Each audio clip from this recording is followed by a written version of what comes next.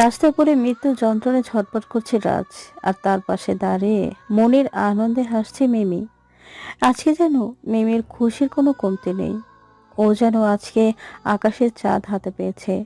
আর সেই খুশিটা হলো রাজকে মেরে রক্তাক্ত করে পেরেছে। হ্যাঁ, ঠিকই শুনেছেন, মিমি রাজকে মেরেছে। সেটা বুঝেও রাজ মাটিতে শুয়ে ছটফট করতে করতে মিমিকে বলে, মিমি, তুমি আমার সাথে এমনটা কেন করলে? তোমার যদি আমার জানটাই দরকার হতো তাহলে আমাকে বলতে। আমি নিজেই হাসতে হাসতে নিজেকে তোমার হাতেই তুলে দিতাম। যদিও তোমাকে আমি বিয়ে করতে চাইনি, পরিবারের চাপেই বিয়েটা করছিলাম, তবুও আমি তো তোমাকে নিজের থেকেও বেশি ভালোবেসেছি। তুমিও তো আমাকে ভালোবেসে একসাথে বেঁচে থাকার স্বপ্ন দেখাতে, একসাথে সুন্দর একটা পৃথিবী সাজানোর স্বপ্ন দেখিয়ে বিয়ে করছো। তবে আজ কেন করলে এমন? রাজের এমন কথা শুনে মিমি যেন না হেসে নিজেকে কোনো মতে আটকে রাখতে পারল না। মিমি হো হো করে হেসে হেসে রাজকে বলে, ভালোবাসা? তোর মতো ফকিরকে ভালোবাসতে যাব, তাও আবার আমি? আরে বেটা, তুই যে ভাঙাচোরা একটা বাইক নিয়ে ঘুরিস, তার থেকে বেশি দামি বাইক নিয়ে তো আমার বাড়ি কাজের ছেলে চলাফেরা করে।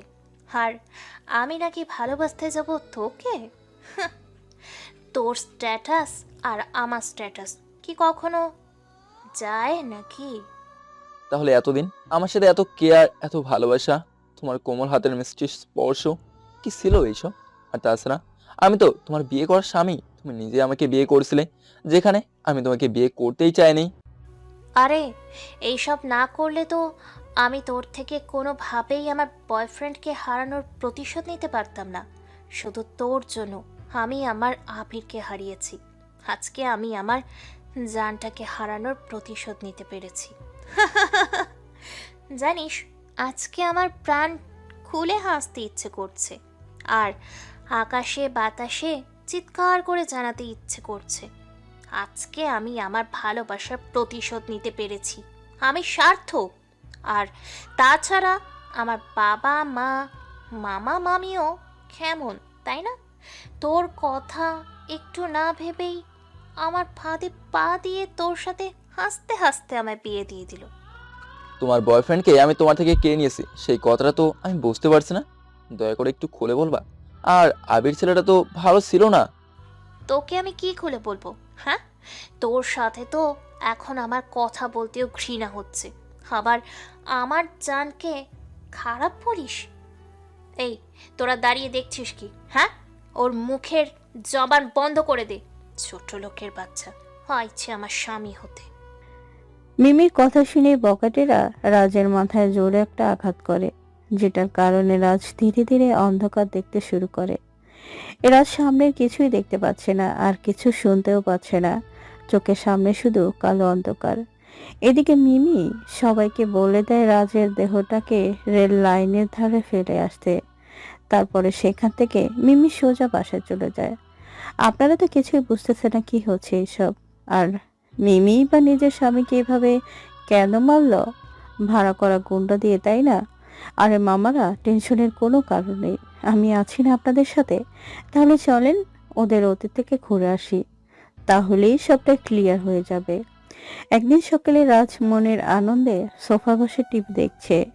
ঠিক তখনই ওর মা মিসেস রত্না বেগম এসে বলে,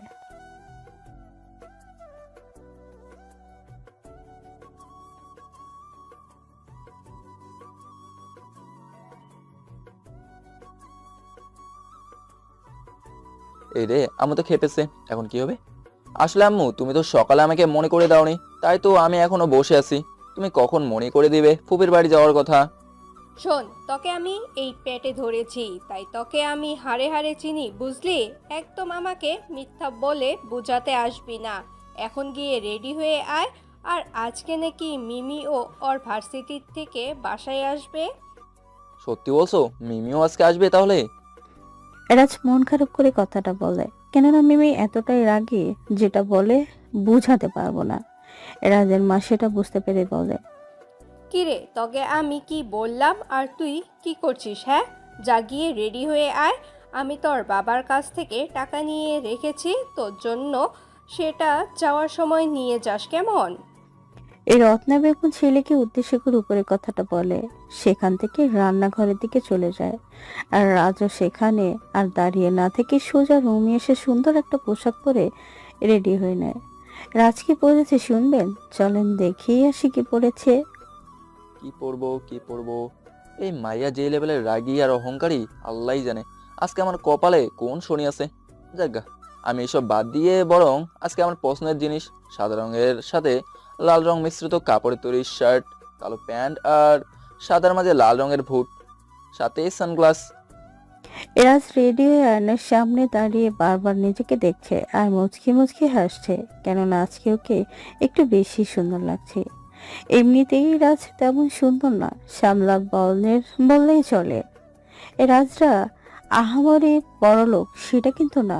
ওর বাবা একটা প্রাইভেট কোম্পানিতে জব করে, মাস শেষে 80,000 টাকা বেতন পায়, সেটা দিয়ে সংসার চলে।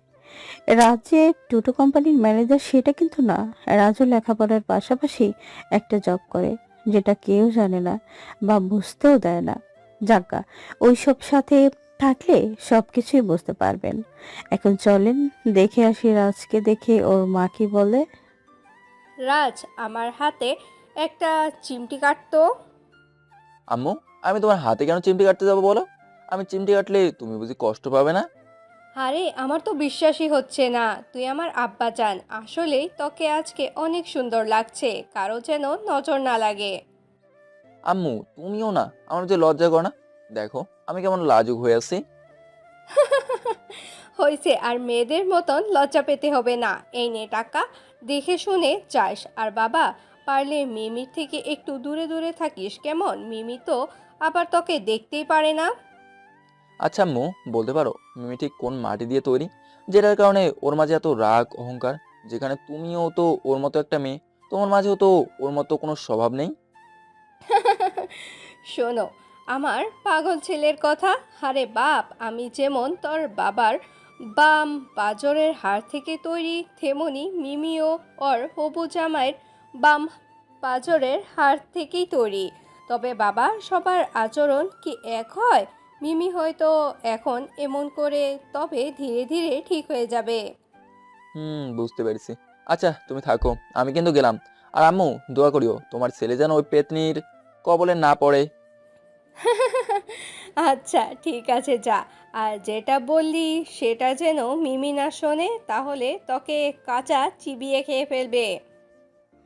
মায়ের কথা শুনে রাজ আর কোনো কথা না বলে সোজা বাড়ি থেকে বেরিয়ে হাঁটতে হাঁটতে রাস্তায় চলে আসে, কিন্তু কোনো গাড়ি পাচ্ছে না। অবশেষে একটা সিএনজি পেয়ে উঠে পড়ে। বেশ কিছু সময় পরে রাজর ফুপির বাড়ির সামনে এসে পড়ে, কিন্তু রাজের বাড়ির ভিতরে প্রবেশ করার সাহস পাচ্ছে না কোনোভাবেই। রাজবাড়ে দাঁড়িয়ে এদিক সেদিক তাকিয়ে দেখছে, ঠিক তখনই রাজের ফুপি এসে রাজকে দেখতে পেয়ে বলে। কি রে রাজ, তুই আমার বাড়িতে এসেছিস, তাও আবার বাহিরে দাঁড়িয়ে আছিস? ভেতরে নাকি? কাহিনী কি শুনি। ও ফুপি তুমি? আসলে আমি দাঁড়িয়ে দাঁড়িয়ে দেখছিলাম আমার শ্বশুর সাহেব কত সুন্দর করে বাড়িটা করছে। আব্বা, শ্বশুর সাহেব? তা জামাই বাবাজি এই কথাটা যেন আমার মেয়ে না শোনে, তাহলে কি তোকে কাঁচা চিবিয়ে খেয়ে ফেলবে। না খাবো কেন? আমি কি খাওয়ার জিনিস নাকি? তা ফুপি, তোমার দজ্জাল মেয়ে কোথায় এখন? একটু আগে এসেছে, এখন ওর রুমে শুয়ে আছে। ভুলেও ওর সামনে এখন যাস না বাবা, তাহলে সারা বাড়ি মাথায় তুলে নাচবে। চল ভেতরে। আর ভাবি ভাইয়া কেমন আছে? সবাই ভালো আছে। তোমরা কেমন আছো সেটা তো বললে না ফুপি। আমরা সবাইও অনেক ভালো আছি। মেয়ে জামাইকে দেখতে পেয়ে আরো ভালো লাগছে। রাজের ফুপি উপরের কথাটা বলে হাসতে হাসতে রাজকে নিয়ে বাড়ির ভেতরে আসে। আসলে রাজকে ওর ফুপি ফুপা দুজনেই মেয়ের জামাই মনে করে, কিন্তু মিমি সেটা শুনতেই পারে না, এমনকি রাজকে দেখতেই পারবে না। এরা সোফায় গিয়ে ঠাস করে বসে পড়ে, আর ঠিক তখনই মিমি সিঁড়ি দিয়ে নামছিল। রাজ এক ধ্যানে মিমির দিকে তাকিয়ে আছে। রাজের চোখের দৃষ্টি যেন সরছেই না মিমির উপর থেকে। রাজের পুরো ধ্যান জুড়েই যেন মিমি। আর এমনটা হবেই না কেন? একটা পরীকে যদি সামনে দেখতে পায়, মিমি রাজের এমন অবস্থা দেখে রাগে কচকচ করতে করতে বলে, মন্ডায় কয় শালা ছোট লোকের বাচ্চাকে থাপড়াইয়া দাঁত ফেলে দিই।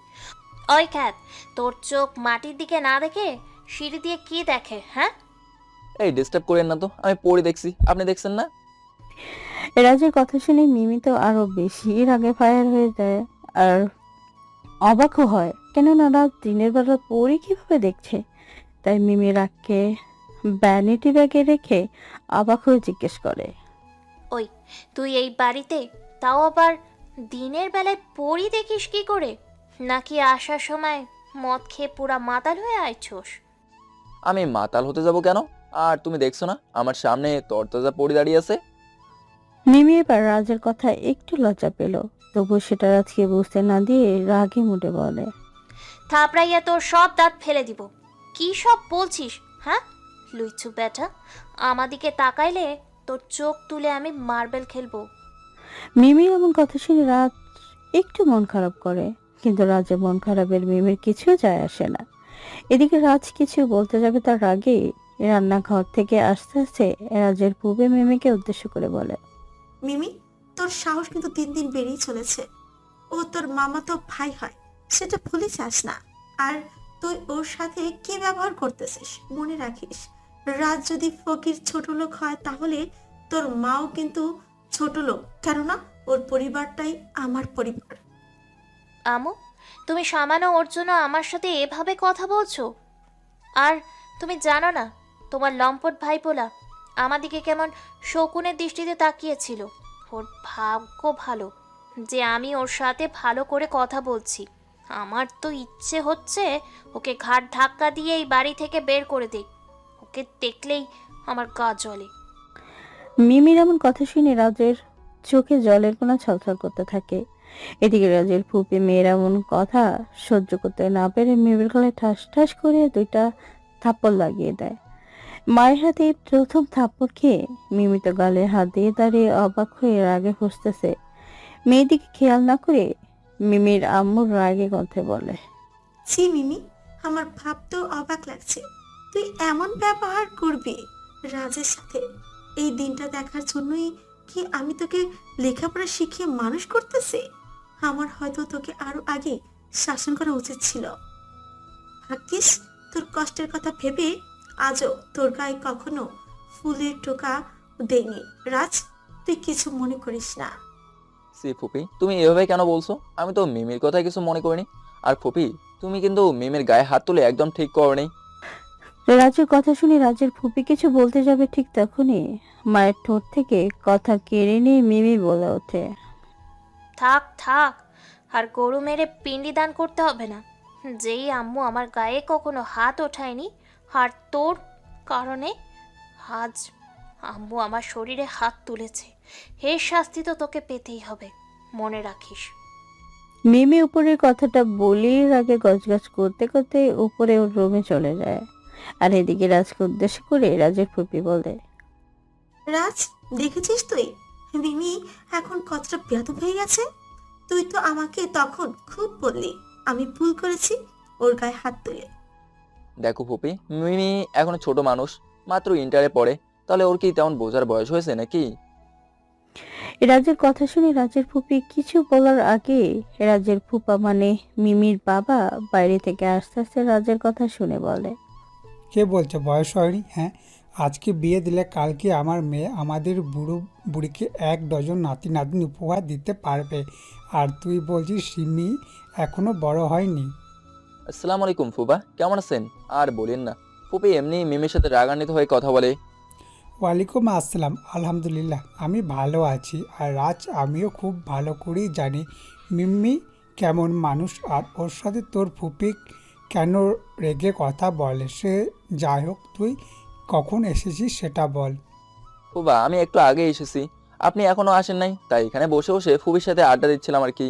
ও, তার মানে আমার অপেক্ষায় বসে বসে তোর ফুপির সাথে কথা বলে শুধু পেটকেই কষ্ট দিচ্ছিস? ওই মিমির আম্মু, তাড়াতাড়ি আমাদের খেতে দাও, জামাই বাবাজি সে কখন থেকে না খেয়ে বসে আছে। রাজের ফুপা উপরে কথাটা বলেই রুমে চলে যায়। আর এদিকে রাজের ফুপি খাবার টেবিলে কাজের মেয়ের সাহায্যে সবকিছু এনে রেডি করে। রাজ, আয় বাপ, এখানে এসে বস। ফুপি তোমরা খাও, আমার না এখন খেতে ইচ্ছে করছে না কিছু, আমি না হয় পরে খেয়ে নেবনি। যেটা বলেছিস সেটা আর দ্বিতীয়বার মুখে দিও ভুলেও বের করিস না, তাহলে তোর ফুপা আমাকে কি যে করবে ভাবতেই ভয় লাগে। আয় খেয়ে নে। আচ্ছা ঠিক আছে, তবে আগে ফুপা চলে আসুক, তারপর না হয় আমি টেবিলে বসি, কেমন? এই রাজের কথা শুনে রাজের ফুপা সিঁড়ি দিয়ে নামতে নামতে রাজকে উদ্দেশ্য করে বলে, রাজ, আমার জন্য আর কষ্ট করে তোকে অপেক্ষা করতে হবে না। আমি এই তো এসে গেছি, তুই তাড়াতাড়ি টেবিলে এসে বস। তারপর আমি আর কোনো কথা না বলে সোজা টেবিলে গিয়ে খাওয়া শুরু করি। এর মাঝেই আমার ফুপি মিমিকে ডেকে এনেছে খাবার জন্য, কিন্তু মহানের রাগ ও অহংকার বেশি হওয়ায় খেতে আসেনি। আমার সাথে এক টেবিলে বসতে হবে বলে, বুঝতেই তো পারেন বড়লোকের সন্তানদের বড় বড় ব্যাপার। কি ব্যাপার মিমির আম্মু, তুমি মিমিকে ডাকতে গেলে তবুও মিমি খেতে আসলো না? তুমি যেমন ঠিক তোমার মেয়েটা হয়েছে তেমন খাটারা, যেটা বলবে সেটা ছাড়া কিছুই করবে না। থাক, আর বলতে হবে না, যার খিদে লাগবে সে একাই খাবিনি, তুমি কোনো চিন্তা করিও না। এইভাবে আরো অনেক কথা বলে সবাই খাবার পর্ব শেষ করে একে অন্যর সাথে বসে গল্প করতেছে। আর এইদিকে মিমি রুমে বসে মনের আনন্দে তাহার বয়ফ্রেন্ডের সাথে ফোনে খুনসুটির প্রেম করতেছে, যেন ব্যস্ত। সে যেন ভুলেই গেছে তার যে পেটে ক্ষুধা পেয়েছে। আসলেই লোকের বলা কথাটা ঠিক, প্রেমের বিষে ধরেছে যারে সে কি আর দিন দুনিয়ার খবর রাখে। মিমি এখনো আসতেছে না দেখে ফুপি দুপুর গড়িয়ে প্রায় বিকেল হতে চললো, তবুও তো মিমি খেতে আসলো না। গিয়ে দেখো তো কি করছে। এমনিতেই তোমার মেয়ে আবার একদম না খেয়ে থাকতে পারে না। কেউ যদি নিজের ইচ্ছায় না খেয়ে থাকে, নিজেকে কষ্ট দিতে ভালোবাসে, তাহলে আমাদের তো কিছু করার নেই বলে মনে করি। তোর ইচ্ছে হলে তুই গিয়ে দেখ, আমি এ পর্যন্ত 3বার গেছে। আচ্ছা ঠিক আছে, তুমি বরং আমার কাছে মিমির জন্য খাবার দিয়ে দাও, তাহলে মিমি এখন না খেলেও ঠিক পরে খেয়ে নেবে নি। দাঁড়া দিচ্ছি। আমি খুব ভালো করে বুঝতে পারছি তোর গালটা চুলকাইতেছে, সেই জন্য গাল চুলকানো মেশিনের কাছে যাচ্ছিস। এই রাজুর ফুপির কথার স্পষ্ট মানে বুঝতে পেরে কিছু বলে না, কেননা রাজ খুব ভালো করেই জানে ওর ফুপি একটু মিথ্যা বলেনি। এই রাজের ফুপি খাবার দিলে রাস্তা নিয়ে ধীরে ধীরে মিমির রুমের সামনে এসে দাঁড়িয়ে দোয়াদৌলত করে বুকে ফু দিয়ে আস্তে করে দরজা টোকা দিয়ে নরম সুরে বলে, মিমি দরজার খোলো, তোমার জন্য ও ফুপি খাবার পাঠিয়েছে, আর এমনিতেই তুমি কিন্তু না খেয়ে থাকতে পারো না। এই রাজের কথা মিমির কান পর্যন্ত পৌঁছাতে পারে না, কেননা রাজের কথা থেকে তো মিমির বয়ফ্রেন্ডের কথার পাওয়ার বেশি বর্তমান, তাই না? মিমি কিছু বলছে না দেখে এবার রাজ একটু শব্দ করে দরজা ধাক্কা দেয়। এই মিমি, আমি যে তোমাকে সেই কখন থেকে ডাকতেছি সেটা কি শুনতে পাও না? হ্যাঁ, দরজা খোলো তাড়াতাড়ি। এইবার রাজের কথা মিমির শুনতে একটু কষ্ট হলো না। মিমি এক বস্তা বিরক্তি আর 6 মণ রাগ নিয়ে ফোনটা রেখে দরজা খোলে। ওই ফকিরের বাচ্চা, তোর সমস্যা কি? হ্যাঁ, এইভাবে চিল্লাচিল্লি করস কেন? জানিস না এটা ভদ্রলোকের বাড়ি, এখানে উচ্চস্বরে কথা বলার অ্যালাউ না। আসলে হয়েছে কি মিমি, আমি তো তোমাকে সেই অনেক সময় হলো ডাকতেছি, কিন্তু তুমি তো শুনছো না, তাই একটু জোরে ডাকলাম। এই যে দেখো, ফুপি তোমার জন্য খাবার পাঠিয়েছে। রাজের কথা শুনে মিমি রাজের গালে ঠাস ঠাস করে থাপ্পড় বসিয়ে দিয়ে হাত থেকে খাবারের প্লেটটা ছুঁড়ে মারে আর রাগে গজগজ করতে করতে বলে, আমি তোর হাতে আনা খাবার খাবো সেটা ভাবলি কি করে? হ্যাঁ, এক্ষুনি যদি আমার সামনে থেকে না যাস তো আমি তোর কি অবস্থা করব সেটা ভাবতেও পারবি না। দূর হ আমার সামনে থেকে। দেখো মিমি, রাগ করাটা নারীদের জন্মগত অধিকার, তবে সেই রাগটা করা উচিত কোনো নির্দিষ্ট কারণ দেখে। তুমি আমার সাথে রাগ করে কেন নিজেকে কষ্ট দেবে বলো? আচ্ছা সে যাই হোক, আমি চলে যাচ্ছি, আর খাবারের প্লেটটা টেবিলে রেখে গেলাম, দয়া করে খেয়ে নিও। এই রাজকথাটা বলেই চোখের কোণে জমে থাকা পানিটা মুছে সোজা নিচে চলে আসে, আর এদিকে মিমি রাজা চলে যাবার দিকে তাকিয়ে ভাবে, আরে যা যা, তুই রাগ দেখিয়ে চলে গেলে তাই আমার কি? আমি তোর খাই না পড়ি? তোর উপদেশ নিয়ে চলতে আমার বয়েই গেছে। কোথা থেকে এইসব ছোট লোক আমাদের রিলেটিভ যে হলো বুঝলাম না। এদিকে রাজকে মনমরা হয়ে নিচে নামতে দেখে রাজের ফুপি রাজকে ডেকে বলে, কিরে রাজ, তোকে এমন দেখাচ্ছে কেন? নিশ্চয়ই তোর মিমি তোর গালে হোমিওপ্যাথি ওষুধ দিয়েছে, তাই না? আমি কতবার করে বললাম চাস না, এখন দেখ কেমন লাগে। না ফুপি, এমন কিছুই না। আচ্ছা ফুপি, আমি তো অনেক সময় হলোই এসেছি, আমি বরং এখন চলে যাই, আমার আবার একটা কাজ আছে, সেখানে যেতে হবে। সে কি, তুই মাত্রই আসলি, একদিন আপাতত না থেকেই চলে যাচ্ছি বললেই আমি তোকে যেতে দিব নাকি? একটা কথা মনে রাখিস, আমি তোর ফুপি হলেও তোকে কিন্তু মায়ের মতোই ভালোবাসি। ফুপি আমি জানি তুমি আমাকে ঠিক যতটা ভালোবাসো ততটা হয়তো নিজের মেয়েকেও বাসো না। তবে আমার যে একটা কাজ আছে, সেখানে যেতে হবে। আমি অন্য একদিন এসে থাকবো, কেমন? আমি বুঝি না তোর কিসের এত কাজ। আচ্ছা, তুই যখন থাকবি না তাহলে চলে যা, তবে বাপ, আমার অহংকারী মেয়ের কথা প্লিজ কিছু মনে করিস না। জানিসই তো মিমি একটু অন্যরকম, আর তোকে যে কেন দেখতে পারে না সেটা একমাত্র আল্লাহই ভালো জানে। ফুপি এটা তুমি কি বলছো? আমি মিমির কথায় কেন রাগ করব? তুমি না জানলেও আমি তো জানি মিমি এখনো ওর মাঝে সেই ছোট লোকের বাচ্চামো স্বভাবটাকে ধরে রেখেছে। হ্যাঁ, ওকে আমি পেটে ধরেছি, ওর ব্যাপারে আমি জানি না, তুই আমার থেকে বেশি জানিস। আর এটা তো আমাকে মানতে হবে, তুই আমার বাপ বলে কথা। যাই হোক ফুপি, আমি গেলাম, তুমি কিন্তু আমাদের বাড়িতে অবশ্যই আসবে। এবার যদি না আসো তাহলে আমি কিন্তু আর তোমার বাড়ি আসবো না। আচ্ছা বাপ, যাব। তোর ফুপা তো অফিসে গেল, এসে তোকে না দেখলে তো পুরো বাড়ি মাথায় তুলে ফেলবে, তখন কি হবে আল্লাহ মালুম। ফুবা কিছুই বলবে না, তুমি ফুবাকে বলিও আমার কাজ থাকায় আমি তাড়াতাড়ি চলে গেছি। আর ফুবা ভালো করেই জানে আমি কখনো কাজে গাফিলতি করি না। বাব্বা, আমার আব্বাজানের কাজ শুধু ঘুরে ঘুরে খাওয়া আর ঘুমান, আর বলেছে সে কাজের ছেলে। যা, এবার ভাইয়ার সাথে একটু কাজের সময় দে। ফুপির কথায় রাজ আর কিছু না বলে হাসতে হাসতে বাড়ি থেকে চলে যায়। রাজ অবশ্য যাওয়ার সময় সিঁড়ি থেকে একবার আর চোখে তাকিয়ে দেখেছে যে মিমি আছে কিনা। কেননা রাজ চায়, বলুক না কেন, মনে মনে ঠিকই মিমিকে পছন্দ করে। রাজ মিমিদের বাড়ি থেকে চলে যাওয়ার পরে মিমি নিচে চলে আসলে মিমির মা বলে, তুই খুব খুশি এবার, তাই না? ছেলেটার সাথে এমন ব্যবহার করেছিস যেটার কারণে ছেলেটা চোখের জল নিয়ে চলে গেল। আমি বুঝি না তুই রাজের সাথে কেন এমন ব্যবহার করিস। আম্মু, আমি চাই না তুমি ওই ছোট লোকের কথা আমার সামনে বলে আমাদের মা মেয়ের মাঝে মনোমালিন্য করো। মিমির কথা শুনে ওর আম্মু খুব রাগ হয়, কিন্তু নিজের রাগকে কন্ট্রোল করে মিমিকে কিছু না বলেই রুমে চলে যায়। কেননা সে জানে কাউকে মেরে কখনো শাসন করা যায় না, কেননা কাউকে মেরে শাসন করলে সে আরো বেশি খারাপ হয়। এদিকে মিমি মায়ের চলে যাবার দিকে তাকিয়ে আছে। ঠিক তখনই মিমির বাবা বাইরে থেকে বাড়ির ভেতরে আস্তে আস্তে বলে, রাজ, এই রাজ, কোথায় তুই? এই দেখ, আমি তোর জন্য সুন্দর সুন্দর নতুন পোশাক নিয়ে এসেছি। রাজের ফুপা বাড়ির ভেতরে এসে রাজকে না পেয়ে মিমিকে জিজ্ঞেস করে রাজের কথা। মিমি, রাজ কোথায়? ওকে তো দেখছি না। আব্বু, আমি বুঝি না তোমরা ওই ছোট লোকের মাঝে কি এমন পেয়েছো যে মাথায় তুলে নাচতেছো। দেখ মা, আমি তোকে যেমন ভালোবাসি ঠিক তেমনি রাজকেও ভালোবাসি, তাই রাজ সম্পর্কে যাই বলবি একটু ভেবেই বলবি। এখন বল, রাজ কোথায়? বাড়িতে চলে গেছে, ওকে তো আমার সাথে তখন বাড়িতে যাবে সেই জন্য কথা বলতে দেখলাম।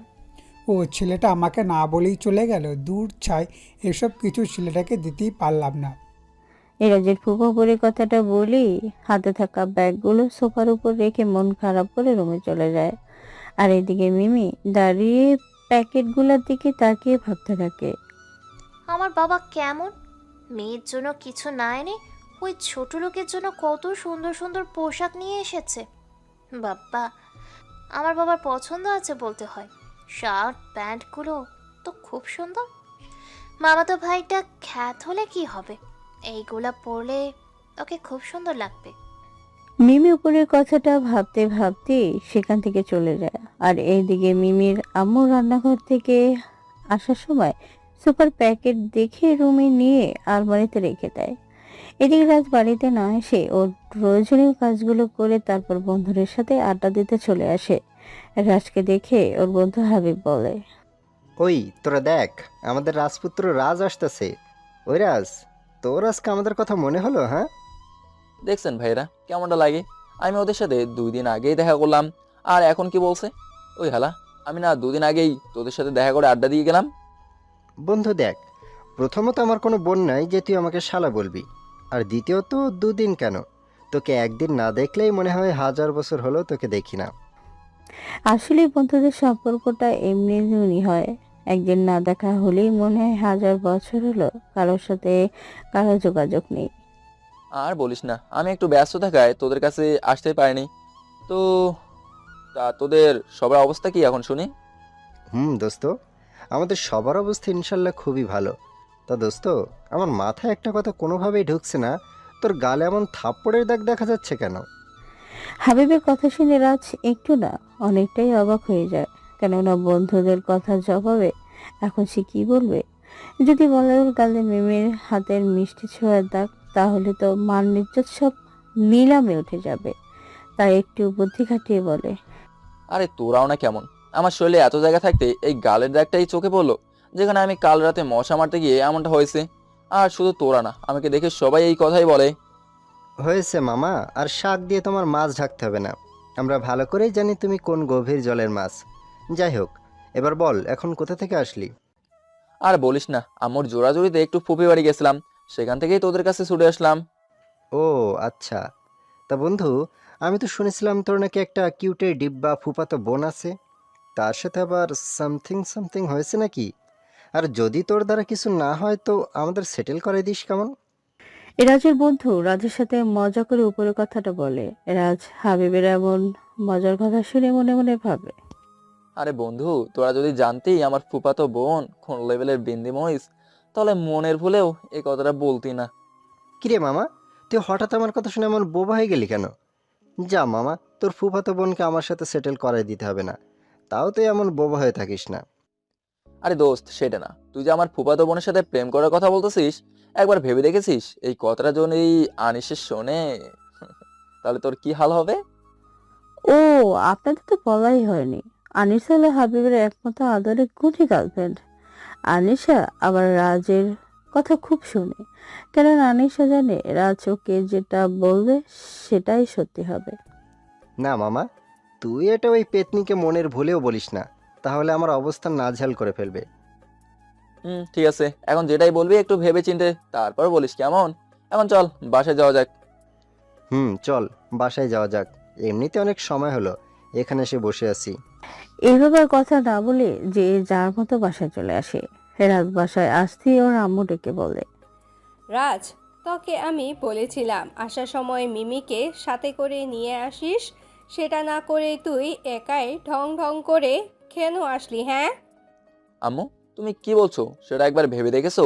যে মেয়ে আমাদের ছায়া দেখলেও থুথু করে, সে আসবে আমাদের বাড়িতে? সেটা কি কথা? হ্যাঁ, মিমি তো আমাকে বলেছিল ও নাকি তুই গেলেই তোর সাথে এখানে চলে আসবে, কিছুদিন থেকে তারপর চলে যাবে। আম্মু, তোমার যদি ওই মেয়ের লাগে এতটাই পরাণ পড়ে, তাহলে যাও গিয়ে নিয়ে আসো। আমি বাবা পারবো না, আমাকে বরং খেতে দাও, খুব ক্ষুধা লাগছে। আচ্ছা ঠিক আছে, তুই বসে, আমি তোর জন্য খাবার দিচ্ছি। রাজের বাবুরের কথাটা বলি তার কোনো কথা না বলে সেখান থেকে সোজা রান্নাঘরে চলে যায়। তারপর খাবার এনে দিলে রাজ খেয়ে রুমে চলে আসে। এভাবেই চলে যায় আরো কিছুদিন। এখন মিমি রাজকে আরো দেখতে পারে না।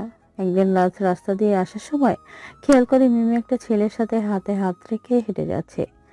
রাজ যতদূর জানে এই ছেলে মিমির পরিচিত বা ফ্রেন্ডের মাঝে কেউ না। তাই রাজ ওদের দিকে দূর থেকে তাকিয়ে মনে মনে ভাবে, কি ব্যাপার, এই ছেলেকে তো আমি চিনতে পারছি না। ওকে তো মিমের পাশে আগে কখনো দেখিনি। তাহলে ওই ছেলে কে যার হাতে হাত রেখে মিমি পথ চলতেছে? না, আমাকে জানতেই হবে ওই ছেলেকে। এই রাজ উপরে কথাটা ভেবেই ধীরে ধীরে ওদের সামনে আসে। মিমি তো রাজকে দেখেই ভূত দেখার মতো অবস্থা হয়ে যায়, যেটা রাজ মিমির চোখ দেখেই বুঝতে পারে। রাজ একটু রাগান্বিত হয়ে বলে, মিমি, এই ছেলেকে আমি তো তোমার সাথে এই ছেলেকে এর আগে কখনো দেখিনি, বা তোমাদের পরিচিত কেউ বলেও তো আমার মনে হচ্ছে না। ওর নাম আবির, ও আমার পরিচিত। তুই আগে দেখোস নাই, সেটা কি আমার দোষ নাকি? আমার কি খাইয়া দাইয়ে কোনো কাম নাই যে আমার সাথে কে থাকবে সেটা তোকে বলে বেড়াবো? মিমি, আমি তোমাকে বলেছি এই ছেলেটাকে, তুমি সেটা না বলে এত কথা কেন বলতেছো? হ্যাঁ, রাজের কথা শুনে মিমি অনেকটাই রাগ উঠে যায়। আর মিমি নিজের রাগকে সামলাতে না পেরে রাজের গালে একটা থাপ্পড় দিয়ে বলে, তোর মতো ফকিরের সাহস কি করে হয় এই মিমি চৌধুরী থেকে কৈফিয়ত চাওয়ার? হ্যাঁ, আর শুনে রাখ, এটা হলো আমার বয়ফ্রেন্ড, তোর মতো 2 টাকার ছেলে না। তুই যদি এখন আমার সামনে থেকে না যাস তো তোর কি হাল করব সেটা তুই নিজেও জানিস না। ও তাই নাকি? আচ্ছা ঠিক আছে। তোমার বয়ফ্রেন্ড কয়দিন তোমার প্রেম সাগরে সাঁতার কাটে? আমিও দেখছি সেটা। এই রাজ কথাটা বলে সেখান থেকে সোজা বাসায় চলে আসে আর পরিচিত কাউকে দিয়ে খুঁজতে চেষ্টা করে যে ছেলেটা কে বা কেমন ধরনের মানুষ। রাজ কিছু সময় পরেই জানতে পারে আবির হলো 1 নম্বরের প্লে বয়। ওর কাজ হলো মেয়েদের প্রেমে জালে ফাঁসি রুম ডেট করে মেয়ের বাবার সম্পত্তি হাতিয়ে নেওয়া। রাজ বেশি দেরি না করে সবকিছু সোজা আর ফুপা ফুপিকে খুলে বলে। রাজের কথা শুনে রাজের ফুপা বলে, রাজ তুই এসব কি বলছিস? মিমি এমন একটা ছেলের জন্য তোর গায়ে হাত তুলেছে, ও আজকে আসুক, তারপর দেখ আমি ওর কি করি। ওর সাহস কত বড় তোর গায়ে হাত তোলে। হ্যাঁ মিমি, আজকে বাড়িতে আসুক, তারপর বোঝাবো কত ধারে কত চাল। আমরা ওকে স্বাধীনতা দিয়েছি বলে এই না যে ওর যা খুশি তাই করে বেড়াবে। না, তোমরা ওকে কিছুই বলবে না। তোমরা ওকে একটু বুঝিয়ে দিও, তাতেই হবে। ছোট মানুষ, একটু বুঝতে পারলেই ঠিক হয়ে যাবে। বুঝতেই পারো, এই বয়সটা হলো আবেগের বয়স। আব্বাজান, তুই এত কথা কোথা থেকে শিখলি? তোর কথাগুলো শুনে খুব ভালো লাগে। সে যাই হোক, আজকে শুধু মিমিকে বাড়িতে আসতে দে, তারপর দেখ কি করি। রাজের ফুপি রাজের সাথে কথা বলতেছে ঠিক এমন সময় মিমি সিঁড়ি দিয়ে উপরে দিকে যেতে নিলেই ওর মা পেছন থেকে ডেকে বলে। মিমি, এইদিকে আয়, তোর সাথে কথা আছে। মিমি এবার মায়ের কথা শুনে পিছনে ফিরে ধাক্কা দিয়ে অবাক হয়ে যায় রাজকে দেখে। আর মনের মাঝে একটু না, প্রায় অনেকটাই ভয় হতে লাগে। তবুও নিজেকে শক্ত রেখে মায়ের কাছে এসে বলে। হ্যাঁ মা, বলো, কি বলার জন্য ডেকেছো? মিমির কথা শুনে রাজের ফুপি মিমির গালে ঠাস করে 2টা চড় বসিয়ে দেয়, যেটা দেখে উপস্থিত সবাই ভূত দেখার মতো অবাক হয়ে যায়। কেননা যে কখনো মেয়ের গায়ে হাত তোলেনি সে আজকে এভাবে মিমির গায়ে হাত তুললো। তোকে কি আমরা মানুষ করেছি বাইরে গিয়ে ফসি নষ্টি করে বেড়ানোর জন্য নাকি? হ্যাঁ, হামু, তুমি ওই লম্পটটার কথা শুনে এভাবে আমার গায়ে আঘাত করলা? আমাকে মারতে তোমার হাত কি একবারের জন্য কাঁপলো না? বলো। কাঁপবে না কেন? অনেক কেঁপেছে, কিন্তু কিছুই করেনি। এই থাপ্পড়টা তোকে আরো আগেই মারা উচিত ছিল, কিন্তু আমি সেটা পাইনি। কান খুলে শুনে রাখ, আজকের পর থেকে ওই ছেলের সাথে যদি তুই কোনো যোগাযোগ রাখিস তাহলে আমি তোর বিয়ে দিয়ে দিব। হ্যাঁ মিমি, তোর আম্মু ঠিকই বলছে। এখন যদি নিজের কেরিয়ার গঠন করতে চাস তো ভালো ওই ছেলেকে ভুলে যা। ওই ছেলে একদম ভালো না। আমি জানি না এই ছোট লোকের বাচ্চা তোমাদের কি এমন মন্ত্র পড়ে শোনালো যে তোমরা এমন করতেছো। তোমরা তো জানো না আবির অনেক ভালো একটা ছেলে, আর ওর বংশমর্যাদাও অনেক বেশি। বাপের টাকারও কোনো কমতি নেই। মিমি, আবিরের কিছুই নেই। ও তোমাকে বশ করেছে তোমার বাবার সবকিছু আর তোমার সব সম্মান লুটে নেবার জন্য, যেটা তুমি বুঝতে পারছো না। রাজের কথা শুনে মিমি রাজের গালে ঠাস করে একটা থাপ্পড় মেরে দেয় সবার সামনে। রাজ গালে হাত দিয়ে আহাম্মকের মতো দাঁড়িয়ে থাকে আর মিমির রাগে গজগজ করতে করতে বলে। হেই, তুই কে রে যে আমার পিছনে লেগে আছিস? আর তোর সাহস কি করে হয় আমার বয়ফ্রেন্ডের সম্পর্কে এইসব বলার? হ্যাঁ, তুই জানিস তোদের সব কিছু বিক্রি করলেও ওদের 100 ভাগের 2 ভাগ হবে না। মিমি, তুই কিন্তু এবার বেশি বেশি বলতেছিস। আমি কিন্তু এটা একেবারেই মেনে নিব না। ভুলে যাস না, রাজের সম্পূর্ণ অধিকার আছে তোর ভালো মন্দ দেখার। আম্মু, তোমরা কি ভেবেছো আমি ওকে মাথায় তুলে নাচবো? আরে, তোমরা ওর মতো ফকিরকে মাথায় তুলে নাচতে পারো, কিন্তু এই মিম চৌধুরী না, বুঝলে?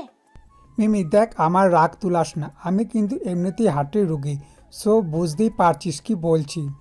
ফুবা ফুপি, তোমরা কি শুরু করেছো? মিমির সাথে সাথে তোমরাও কি পাগলামো শুরু করলে নাকি?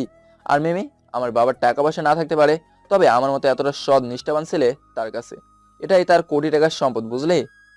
হ, মামাকে বলবনি তোকে রাতে পানিতে ভিজিয়ে রেখে সেই পানি যেন সকালে খেয়ে নেয়। কেননা এমনটা না করলে তো কিছুই হবে না। কোনো কাম তো করসই না, শুধু খায় আর ঘুরে বেড়ায়। মিমি, যদি জানতে এই রাজ কি জিনিস, তাহলে তুমি কেন তোমার মতো হাজারো মেয়ে এই রাজের পেছনে পড়ে থাকতো? হুম, পড়ে তো থাকতেই হবে, তবে সেটা তোকে ধাওয়া করে মারার জন্য। মিমি, এখন তুই কি ওই ছেলেকে ভুলতে পারবি না, যেখানে ওই ছেলে 1 নম্বরে ঠকবাজ? না, আমি ওকে ভুলতে পারবো না। জানি না ও তোমাদের কি বলে বুঝাইছে যে তোমরা এমন করতেছো। মিমি, তোর কাছে 2টা অপশন। এক, তুই যদি ওই ছেলেকে নিয়েই থাকতে চাস, তাহলে আমাদের সবকিছু ত্যাগ করে তোকে চলে যেতে হবে। 2, যদি আমাদের কথা মেনে নিস, তাহলে আমরা তোর সব কথা শুনবো। বাবা মা হিসেবে তোর ভালো মন্দ দেখাটা আমাদের দায়িত্ব। মায়ের এমন কথা শুনে মিমি চিন্তায় পড়ে যায়। মিমি যেন কোনো কিছুতেই ভাবতে পারছে না, তবে অনেকটা সময় পরে মিমি মনে মনে সিদ্ধান্ত নেয়। আম্মু যখন একটা সুযোগ দিয়েছে, তাহলে সেটা আমাকে কাজে লাগিয়ে ওই ছোট লোকের বাচ্চাটাকে শায়েস্তা করতে হবে। রাজ, তুই বুঝবি এই মিমির সাথে লাগতে আসার আঞ্জাম কেয়া হতা হয়। আম্মু, আমি আবিরকে ভুলে থাকতে পারবো, তবে তোমরা যদি আমার একটা কথা মানতে পারো তাহলে। মিমি, তোর আম্মু তো বলেই দিল তুই আমাদের কথা শুনলে আমারও তোর সাথে সব কথা শুনবো। তাহলে বল তোর কি শর্ত আছে? আমি চাই রাজকে বিয়ে করে একটা আদর্শবান বউ হয়ে উঠতে। তাই তোমরা আমাকে মামা মামির সাথে কথা বলে রাজের সাথে বিয়ে দাও। মিমির কথা শুনে ওর মা বাবা খুশি হলেও রাজের মুখটা কালো হয়ে যায়। কেননা রাজকে ভালো করেই জানে মিমি ওকে কেন বিয়ে করতে যাচ্ছে। তুই এতদিনে একটা ভালো সিদ্ধান্ত নিতে পেরেছিস। আমি আজকেই ভাই ভাবির সাথে কথা বলতেছি তোদের বিয়ের ব্যাপারে। এই তো আমার লক্ষ্মী আম্মু, তোমরা আমার জন্য এত কিছু ভাবো, আর আমি কি না তোমাদেরকেই বারবার কষ্ট দিই। রাজ, তুই তৈরি থাক, আমি আসতেছি তোর জীবন কয়লা করার জন্য। মিমি ওর আম্মুকে জড়িয়ে ধরে উপরে কথাটা বলে। রাজের দিকে রহস্যের দৃষ্টিতে তাকিয়ে রাজ মিমির এমন তাকানো দেখে বলে, ফুপি, তোমরা কি বলছো এইসব? আমি তোমার এই মেয়েকে বিয়ে করব প্রশ্নই ওঠে না।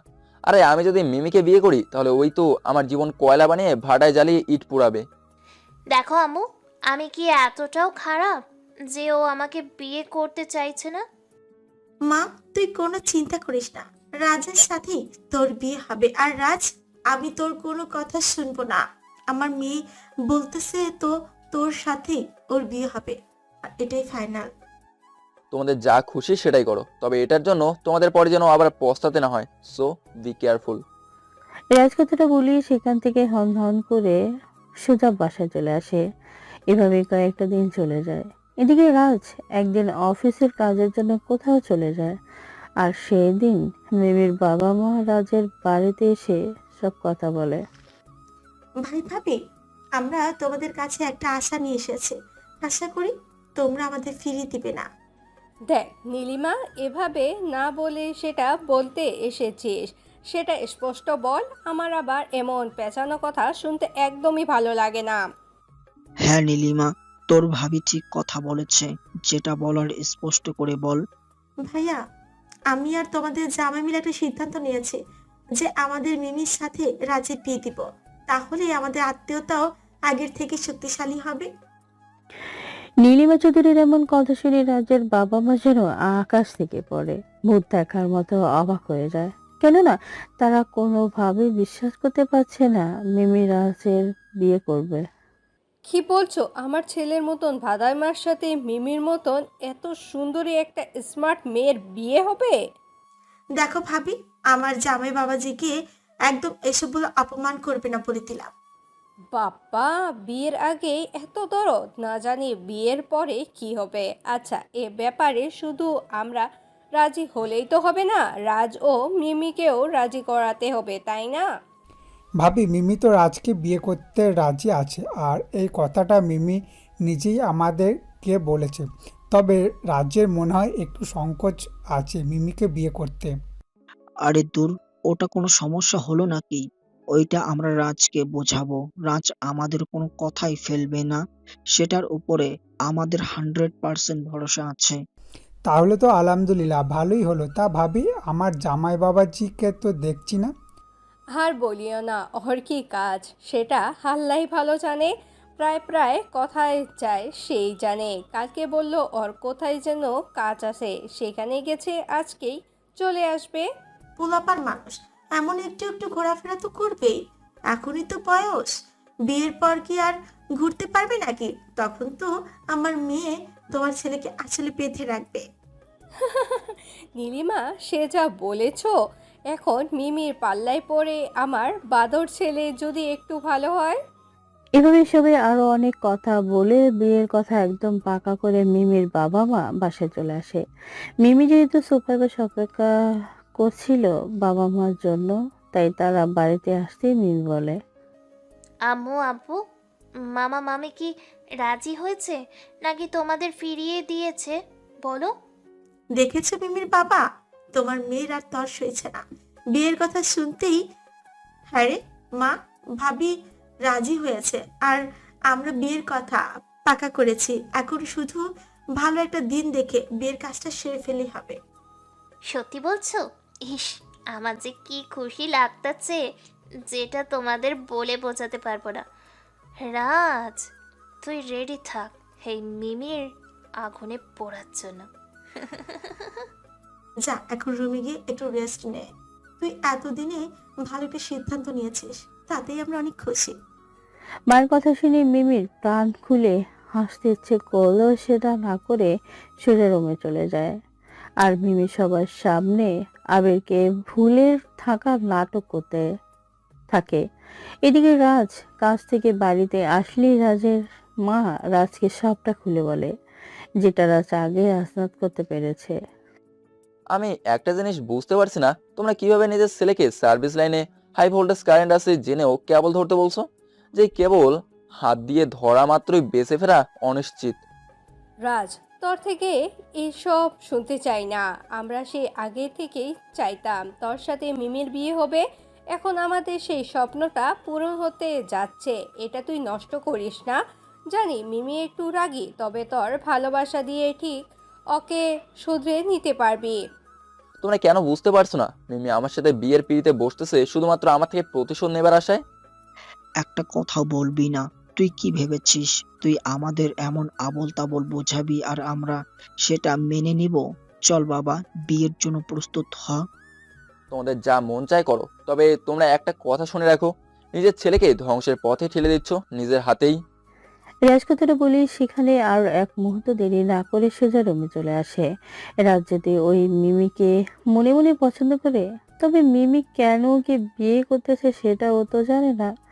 আর কেই বা জেনে শুনে মৃত্যুর ফাঁদে পা বাড়াতে চায়। এভাবে কয়েকটা দিন চলে যায়। একদিন সকালে নাস্তা করার সময় রাজ, আজকে তুই মিমিকে নিয়ে শপিং করতে যাবি। আমি কালকে মিমির সাথে সব কথা বলে এসেছি। বাবা, আমি যাব না। তোমাদের ইচ্ছে হলে তোমরা গিয়ে শপিং করিয়ে আনো। দেখেছো রাজের মা, তোমার ছেলে এখন কিভাবে কথা বলছে? তুমি রাজকে বলে দাও, আমার কথা না শুনলে তার পরিণতি কিন্তু ভালো হবে না। বাবা রাজ, এমন না করে টাকা দিয়ে শপিং করিয়ে আন গিয়ে। আর মিমি নিজেই বলেছে তোকে ছাড়া সে শপিং করতে যাবে না। এরপরও তোমরা বুঝতে পারতেছো না যে মেয়ে আমার ছায়া দেখলেও থুথু ফেলে? সে আমার সাথে কেন যেতে চাচ্ছে? কারণ তোর সাথে ওর বিয়ে হতে চলেছে, আর বিয়ের পর সারা জীবন তো তোর সাথে কাটাতে হবে, তাই তো আগে থেকে অভ্যাস করতেছে। মা, তোমরা ছোট বাচ্চাদের মতো অবস্থা থেকেই গেলে। আড়ালে লুকিয়ে থাকা সততাকে বোঝার চেষ্টা করতেছো না। আমি তোমাদের মনে কখনো কষ্ট দেব না, যদি ও আমার মরণও হয়। ছি বাবা, এমন কথা মুখে আনতে নেই। এখন খেয়ে তাড়াতাড়ি যাও। রাজার কিছু না বলে সোজা না খেয়েই রুমে এসে একটু রেডি হয়ে টাকা নিয়ে বেরিয়ে পড়ে। কেননা মিমি চার রাস্তার মোড়ে এসে গাড়ি নিয়ে দাঁড়াবে বলছে। রাজ ওর বাইকটা নিয়ে সোজা চার রাস্তার মোড়ে এসে দেখে মিমি এসেছে। রাজকে দেখে মিমি বলে, কি গো হবু বর, এমন মলির মুখ করে রাখলে সবাই তো বলবে আমি বিয়ের আগেই তোমাকে অত্যাচার করি। এটা তো হতে দেওয়া যাবে না, কেননা আমি তো তোর জীবন তেল দিয়ে ভাজি করব বিয়ের পরে, এখন না। দেখো মিমি, আমি আবিরের হাত থেকে তোমাকে বাঁচিয়েছি, সেটার জন্য শুকরিয়া আদায় না করে এভাবে আমার জীবনটা কেন নষ্ট করতেছো বুঝলাম না। চান্দু, সেটা তুমি ধীরে ধীরে বুঝতে পারবা। আর এখন তুই যাই বলবি না কেন, তোর কথা দুই পরিবারের খেয়েও বিশ্বাস করবে না। তাই আমার জন্য বলি হতে নিজেকে তৈরি কর। মিমি কথাটা বলেই রহস্যের একটা হাসি দিয়ে রাজের বাইকের পেছনে বসে পড়ে, যেটার জন্য রাজের অনেক ভালো লাগে। কিন্তু মিমির বলা কথাগুলো মনে হতেই রাজের মনটা আরো মলিন হয়ে যায়। রাজার কিছু না বলে সোজা শপিং মলে চলে আসে। রাজকে দেখে সিকিউরিটি গার্ড সালাম দিতে নিলেও রাজের ইশারায় থেমে যায়, যেটা মিমি বুঝতে পারে। নাও, আমরা এসে গেছি। এখন তোমার যা কিনতে ইচ্ছে করছে সেই সব কিনে নিয়ে আসো। এমন ভাবে বলছিস যেন পুরো শপিং মলটাই তোর বাবার সম্পত্তি। আমি গেলেই আমাকে সব কিছু প্যাক করে দিবে। পকেটে যেই টাকা এনেছিস সেটা দিয়ে আমার নেল পলিশের দামও হয়তো হবে না। মিমির এমন কথা শুনে রাজের খুব রাগ হয়। রাজের খুব করে ইচ্ছে হচ্ছে মিমির গালে ঠাস করে একটা থাপ্পড় দিয়ে পড়বে যে।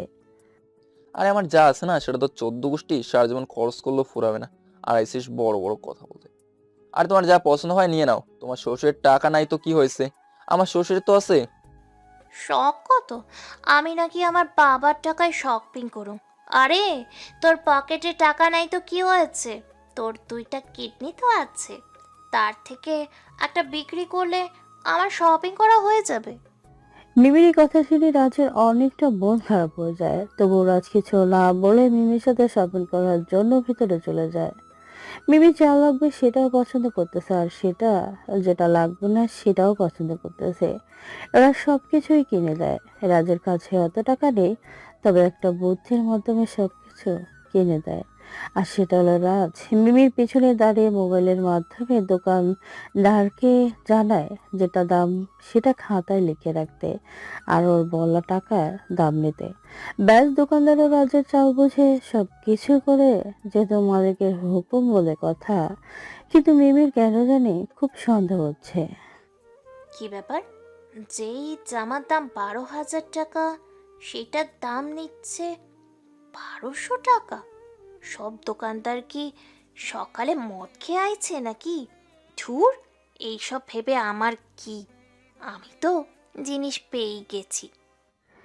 তারপর ওরা সবকিছু কেনাকাটা শেষ করে মল থেকে বের হয়ে আসে। রাজকে উদ্দেশ্য করে মিমি বলে, এই নে, এই ব্যাগগুলা মামি আর মামাকে দিবি, বলবি তাদের জন্য আমি নিজে পছন্দ করেছি। তোর তো আবার ভিখারিদের জিনিস লাগবে, আমার তো রুচিবোধ আবার তোর মতো না। তাই তোর জিনিস তুই ফুটপাত থেকে কিনে নিস, কেমন? মিমি কথাটা বলেই রাজের কোনো জবাব না দিয়ে সোজা একটা ট্যাক্সি নিয়ে বাসায় চলে যায়। আর এদিকে রাজ কি আর বলবে, বাবা মা সবাই তো এখন মিমির পক্ষে। তাই কিছু না বলেই সেখান থেকে চলে যায়। রাজ বাসায় আসলে ওর মা বলে, কিরে রাজ, তোদের এত তাড়াতাড়ি শপিং করা শেষ হলো? আমার তো বিশ্বাসই হচ্ছে না। মা, তোমার বিশ্বাস আর অবিশ্বাসে তো ঘড়ির কাঁটা চলে না। ঘড়িতে তাকিয়ে দেখো, পুরো 3 ঘন্টা 22 মিনিট চলে গেছে। আর এই যে নাও, এগুলা মিমি তোমাদের জন্য কিনেছে। সে কি, আজ বাদে কাল তোদের বিয়ে, তোর জন্য কেনাকাটা করিসনি? এত দামি শপিং মল থেকে কেনা জিনিস তো আমার শরীরে স্যুট করবে না, তাই আমাকে ফুটপাত থেকেই কিনতে বলেছে। রাজ কথাটা বলেই সেখান থেকে সোজা রুমে চলে যায়। আর রাজের কথা শুনে রাজের মা কিছু মনে করে না, কেননা সে ভাবছে রাজ তো সবসময় তার সাথে এমন মজা করে, এখনো হয়তো মজা করেই কথাটা বলেছে।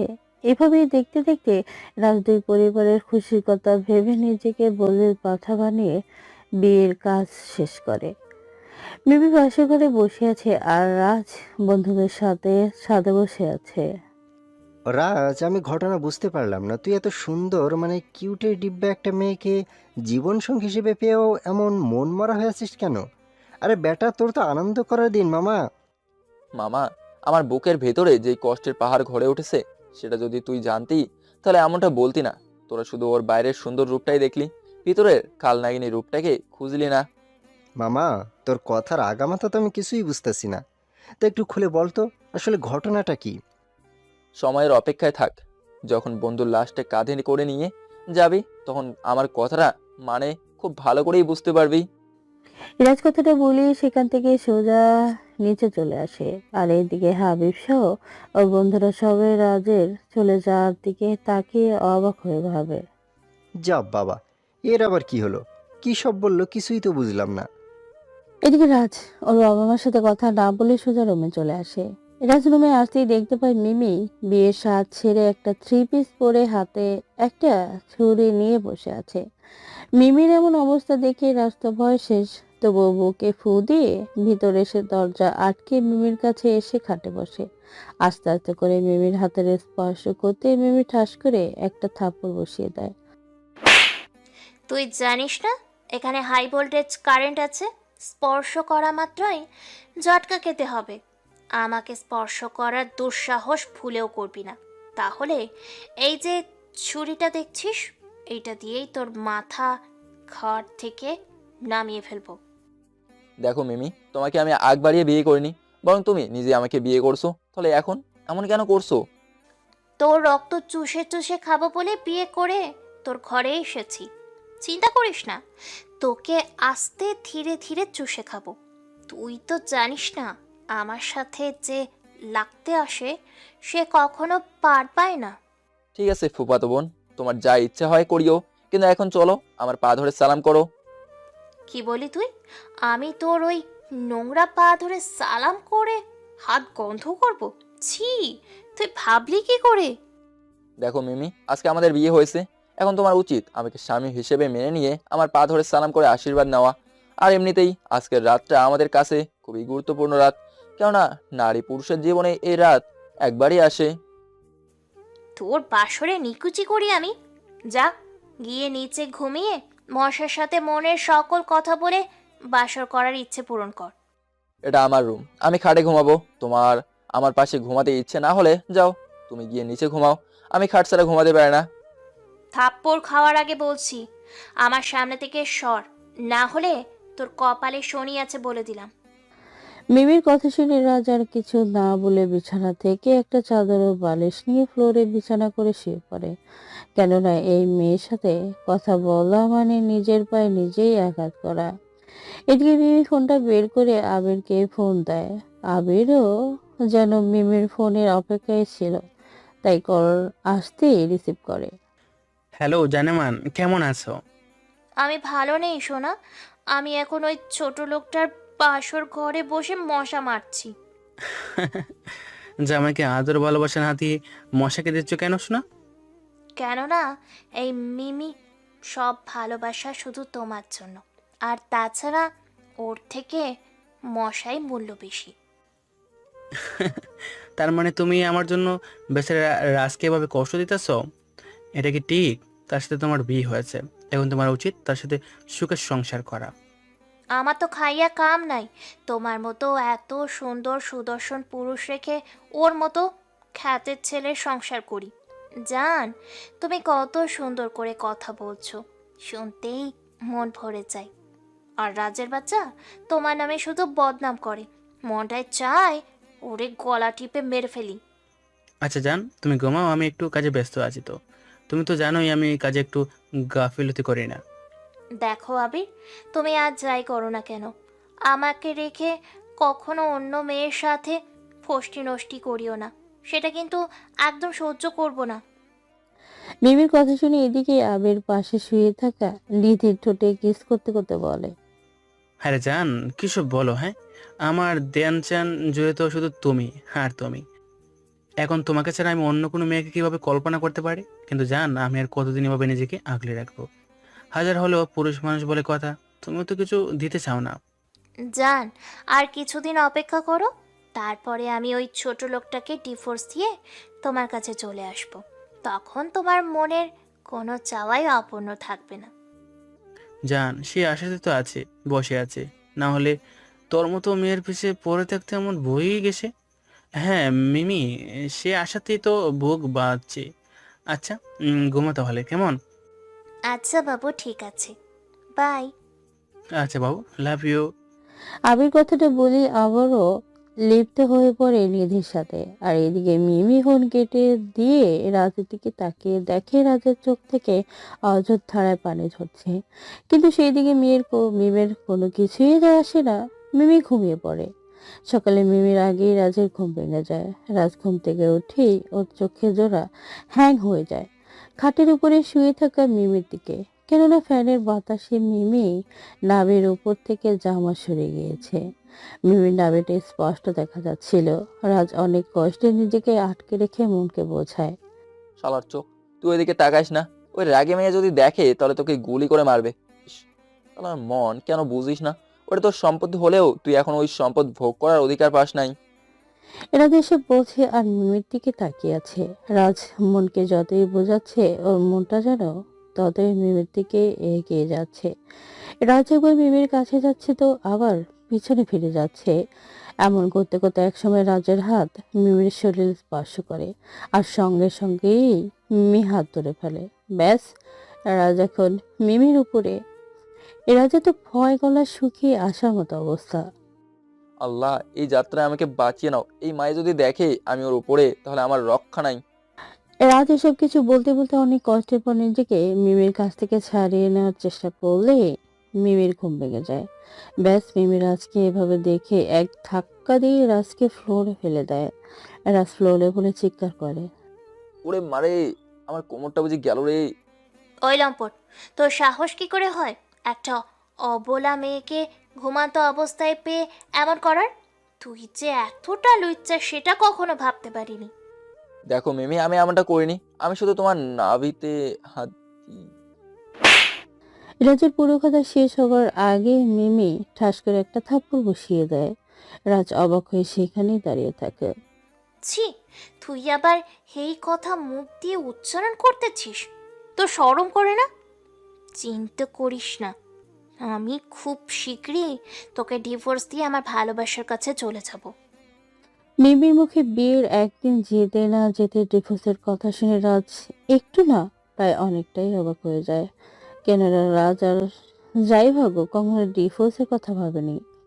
মিমি, তোমার মাথা কি গেছে নাকি? হ্যাঁ, তুমি নিজের ইচ্ছাতেই আমাকে বিয়ে করে আবার ডিভোর্স দেওয়ার কথা বলছো। তুমি একটাবার ভেবে দেখেছো বিয়ের পর দিন কোনো ছেলের শরীরে ডিভোর্সের দাগ লাগলে ছেলেটার কি হয়? অত কিছু জেনে আমার কি লাভ? আমি জাস্ট আমার ইচ্ছেগুলো পূরণ করায় ফোকাস করি, অন্যেরটাতে না, বুঝলি? এখন সর আমার সামনে থেকে। মিমি কথাটা বলে আর কোনো কথা না বলে সোজা ওয়াশরুমে চলে যায়। আর এদিকে রাস্তায় দাঁড়িয়ে আছে মিমির যাওয়ার দিকে তাকিয়ে। অনেকটা সময় পরে মিমি ওয়াশরুম থেকে বেরিয়ে আসলে রাজ কিছু না বলে ওয়াশরুমে ঢুকে ব্রাশ হাতে দাঁত মাজতে মাজতে রুম থেকে বের হয়ে যায়। আর এইদিকে মিমি ভাবে, আমি কি আর এমনি বলি শালা খ্যাত? দেখেছেন কিভাবে ব্রাশ হাতে দাঁত মাজতে মাজতে বাইরে গেল? ছি, ভাবতেই গা শিউরে ওঠে। এদিকে রাত বাইরে এসে দেখে অনেক মানুষের আনাগোনা। কেননা সবাই নতুন বউ দেখবে বলে এসেছে। কিন্তু নতুন বউ তো এখনই রেডি হয়নি, তাই দেখতে যেতে পারছে না। রাজকে দেখে রাজার মা বলে, রাজ, দেখেছিস তোর বউকে দেখার জন্য সবাই এসে ভিড় জমিয়েছে। জানা মিমিকে বল একটু রেডি হতে। আমি বুঝি না, মিমিকে এই বাড়িতে প্রথম এসেছে নাকি যে ওকে দেখতে হবে? এর আগেও তো এখানে অনেকে এসেছে। আরে গাধা, মিমিকে আগে সবাই দেখেছে তোর ফুফাতো বোন হিসাবে, কিন্তু এখন তো মিমি আর তোর বোন না, বরং বউ হয়ে এই বাড়িতে এসেছে। তাহলে পাড়া প্রতিবেশী তো একটু দেখতে আসবেই, তাই না? মা, তোমার দরকার হয় তুমি গিয়ে বলো, আমি পারবো না। ঠিক আছে, তোর বলতে হবে না। আমি যখন বউয়ের শাশুড়ি তখন বলতে তো আমাকেই হবে। রাজের মা আর কিছু না ভেবে সোজা রাজের রুমে চলে আসে। আর রুমে ঢুকতেই দেখে মিমি আয়নার সামনে বসে একটু নিজেকে গুছিয়ে নিচ্ছে। রাজের মা পিছনে দাঁড়িয়ে বলে, বাহ বৌমা, তোমাকে তো অনেক সুন্দর লাগছে, আর এই শাড়িতে তোমাকে একটু বেশিই মানাইছে। দেখতে হবে না শাড়িটা কত দামি? আমার বাবা দিয়েছে বলে কথা। তোমার ছোটলোক খ্যাত ছেলের তো আর সামর্থ্য নেই বউকে এমন শাড়ি দেওয়ার। ছেলের বউর এমন কথা শুনে মিসেস রত্নাম বেগম একটু না বেশ অনেকটাই কষ্ট পেলেন। তবুও সেটা মিমিকে বুঝতে না দিয়ে মিমিকে উদ্দেশ্য করে বলেন, দেখো মিমি, তুমি আগে আমার ভাগ্নি ছিলা, আর রাজকে এসব বলেছ ঠিক ছিল, কিন্তু এখন তুমি আমার ঘরের রাজের বউ হয়ে এসেছো, তাই আমি মনে করি রাজকে এসব না বলাই উচিত। হাজার হলেও স্বামীটা তো তোমারই, আর স্বামী যদি স্ত্রীকে সেরা কাপড়ে রাখে স্ত্রীকে সেভাবেই থাকতে হবে। কেননা স্বামীর সাধক না হলে কি করে বউয়ের আবদার পূরণ করবে? মিমিও শাশুড়ি মায়ের কথা মন দিয়ে শোনে আর তার কথা জবাব না দিয়ে মনে মনে চিন্তা করে। না, আমাকে তো মামি, সরি, শাশুড়ি মায়ের সাথে এমনভাবে কথা বললে চলবে না। আমাকে এদের সবার মন জয় করেই রাজকে শাস্তি দিতে হবে। আসলে আম্মু, আমি তো সেইভাবে বলিনি, তুমি কিছু মনে করিও না, কেমন? মিমি উপরের কথার বলি মাথায় কাপড় দিয়ে শাশুড়ি মায়ের পাশে সালাম করে। এতে মিসেস রত্না বেগমের মনে যত রাগ অভিমান ছিল সব নিমিষেই পানি হয়ে যায়। এ কি করছো বৌমা? ওঠো ওঠো, তোমার জায়গা আমার পায়ে না, তোমার জায়গা তো আমার বুকে। আমার তো কোনো মেয়ে নাই, তুমি তো আমার মেয়ে। ঠিকই বলেছ, আমাদের শাশুড়ি বউয়ের মাঝে তো মামের সম্পর্ক হওয়াটাই স্বাভাবিক। হুম, তোমার মাথায় দেখছি ক্ষণ অনেক বুদ্ধি হয়েছে। আচ্ছা মিমি, তুমি রেডি হয়ে চলো আমার সাথে। পাড়া প্রতিবেশী তোমাকে দেখতে এসেছে, ভিড় জমিয়েছে। তারা তোমার ছেলের বউকে দেখতে আইছে, দেখবে, কিন্তু আম্মু, আমি এত সস্তা না, তাই আমাকে উপহার দিয়ে দেখতে হবে। আয়, আমি তোদের বনবনি, তোকে যেন 1 টাকা 8 আনা পয়সা উপহার হিসাবে দেয়। রাজের মা হাসতে হাসতে উপরের কথাটা বলে মিমিকে সাথে নিয়ে বাইরে আসে। মিমি সবার সাথে খুব ভালো ব্যবহার করতেছে আর সবাই মিমিকে দেখে প্রশংসা করে চলে যাচ্ছে। যে দৃশ্যটা দূর থেকে দেখে রাজের খুব ভালো লাগছিল। এই যে তোমরা সবাই আমার মিষ্টি বৌমাকে এভাবে খালি হাতে দেখলে তো হবে না। সবাই আমার চাঁদের মতন বৌমাকে দেখে মন ভরে দোয়া করে যাবে, কেমন? আম্মু, তারা তো আমার জন্য দোয়া করতেছেই, এটা আবার বলার কি আছে? আচ্ছা আম্মু, আমি এনাদের জন্য মিষ্টি আনি, কেমন? আপনারা সবাই বসেন। আচ্ছা যা তাহলে। তারপরে মিমি রুমে গিয়ে সবার জন্য মিষ্টি নিয়ে এসে সবার হাতে দেয়। সবাইকে দেওয়া হয়ে গেলে এক পর্যায়ে রাজের কাছে চলে আসে মিমি। রাজকে মিষ্টি দিতে না চেয়েও কেন জানি সবার সামনে সম্মানের কথা ভেবে দিয়ে দেয়। মিমির হাতে মিষ্টি পেয়ে রাজ মিমিকে উদ্দেশ্য করে বলে, তা মিসেস মিমি চৌধুরী, এই যে মিষ্টিটা দিলেন, এখন আমি এই মিষ্টি বউয়ের থেকে পেয়েছি নাকি ফুফাতো বোনের থেকে পেয়েছি, কোনটা মনে করব? এই রাজের এমন কথা শুনে মিমি একটু বিরক্ত হলেও রাজ কাছে গিয়ে আস্তে করে বলে, মনে কর এই মিষ্টিটা তোর শত্রুর হাত থেকেই পেয়েছিস। মিষ্টি মুখ করে শুভ কাজ শুরু করলাম, তেতো দিয়ে শেষ করব, মনে রাখিস। মিমি ওর কথাটা বলতেই রাজের মুখটা মলিন হয়ে যায় আর মিমিও সেখান থেকে চলে যায়। এভাবে কিছু সময় চলে যায়। বিকেলে মিমির বাড়ি থেকে লোকজন এসে রাজ আর মিমিকে সাথে নিয়ে যায়। রাজ মাঝরাতে বাজারে থেমে মিমিকে বলে, মিমি, আমি তো শ্বশুর বাড়িতে যাচ্ছি, এখন বলো তো মিষ্টি আর কি কি নিতে হবে? দেখ, আমার রাগ তুলবি না, তোর 2 টাকার মিষ্টি আমার বাড়ির কাজের লোকও খাবে না, তাই তোর কিছুই নিতে হবে না। ফকির, আইছে মিষ্টি নিতে। মিমির কথায় রাজ কষ্ট না পেয়ে গাড়ি থেকে নেমে মিষ্টির দোকানে গিয়ে ইচ্ছে মতো সবচেয়ে দামি ও ভালো মিষ্টি নিয়ে নেয়। সাথে বাংলার ঐতিহ্য মিষ্টির সাথে পান সুপারির জর্দা নিয়ে চলে আসে। মিমি রাজের হাতে এখানে সবচেয়ে দামি মিষ্টির প্যাকেট দেখে ভূত দেখার মতো তাকিয়ে থাকে। মিমিকে এভাবে তাকিয়ে থাকতে দেখে রাজ বলে, কি দেখছো এভাবে? আসলে এই দোকানদার আমার পরিচিত, তাই শ্বশুর বাড়ি যাচ্ছি বলে মিষ্টি দিয়ে দিল। আসলে সব মানুষ তো আর এক না যে শুধু অপমান করেই যাবে। তোর মতো মানুষ তো এভাবেই মিষ্টি নেবে। তোর কি আর সামর্থ্য আছে নাকি নিজের টাকায় এমন দামি মিষ্টি কেনার? মিমির এমন কথা শুনে রাজ ঠোঁটের কোণে একটু হাসি এনে গাড়িতে উঠে বসে। মিমিও আর সেই হাসিটা নিয়ে কিছু বলে না। কিছু সময় পরে ওরা বাড়িতে চলে আসে। রাজ ওর শ্বশুর শাশুড়ির পায়ে হাত দিয়ে সালাম করে। থাক বাবা, এভাবে সালাম করতে হবে না। তা বাবা, তোদের আসতে কোনো সমস্যা হয়নি তো? না ফুপি, আমাদের আসতে কোনো সমস্যা হয়নি। তোমরা কেমন আছো? রাজের পুপি রাজের এমন কথা শুনে রাগে দৃষ্টিতে তাকিয়ে আছে, ঝাঁঝালো কণ্ঠে রাজকে বলে। ঠাটিয়ে একটা থাপ্পড় দিব। ওই, তুই কি ভুলে গেছিস যে তুই আজকে আমার ভাগিনা না, বরং তুই আমার মেয়ের জামাই। সরি আম্মু, ভুল হয়ে গেছে। হুম, এবার ঠিক আছে। এখন থেকে যদি আম্মু না বলে পুপি বলিস তো দেখিস কি করি। এদিকে ওদের এমন কথা শুনে মিমি পাশে দাঁড়িয়ে রাগে ফুসফুস করতে করতে বলে। আম্মু, ভুলে যেও না এখানে তোমার মেয়েও আছে। নাকি আমার থেকে ওই তোমার কাছে বেশি আপন হয়ে গেল? শোনো মেয়ের কথা। ওই, তুই জানিস না বিয়ের পরে প্রতিটা ছেলে তার শ্বশুর শাশুড়ির কাছে বেশি আপন হয়ে যায় মেয়ের থেকে, আর মেয়ে হয়ে যায় তার শ্বশুর শাশুড়ির কাছে ছেলের থেকে বেশি আপন।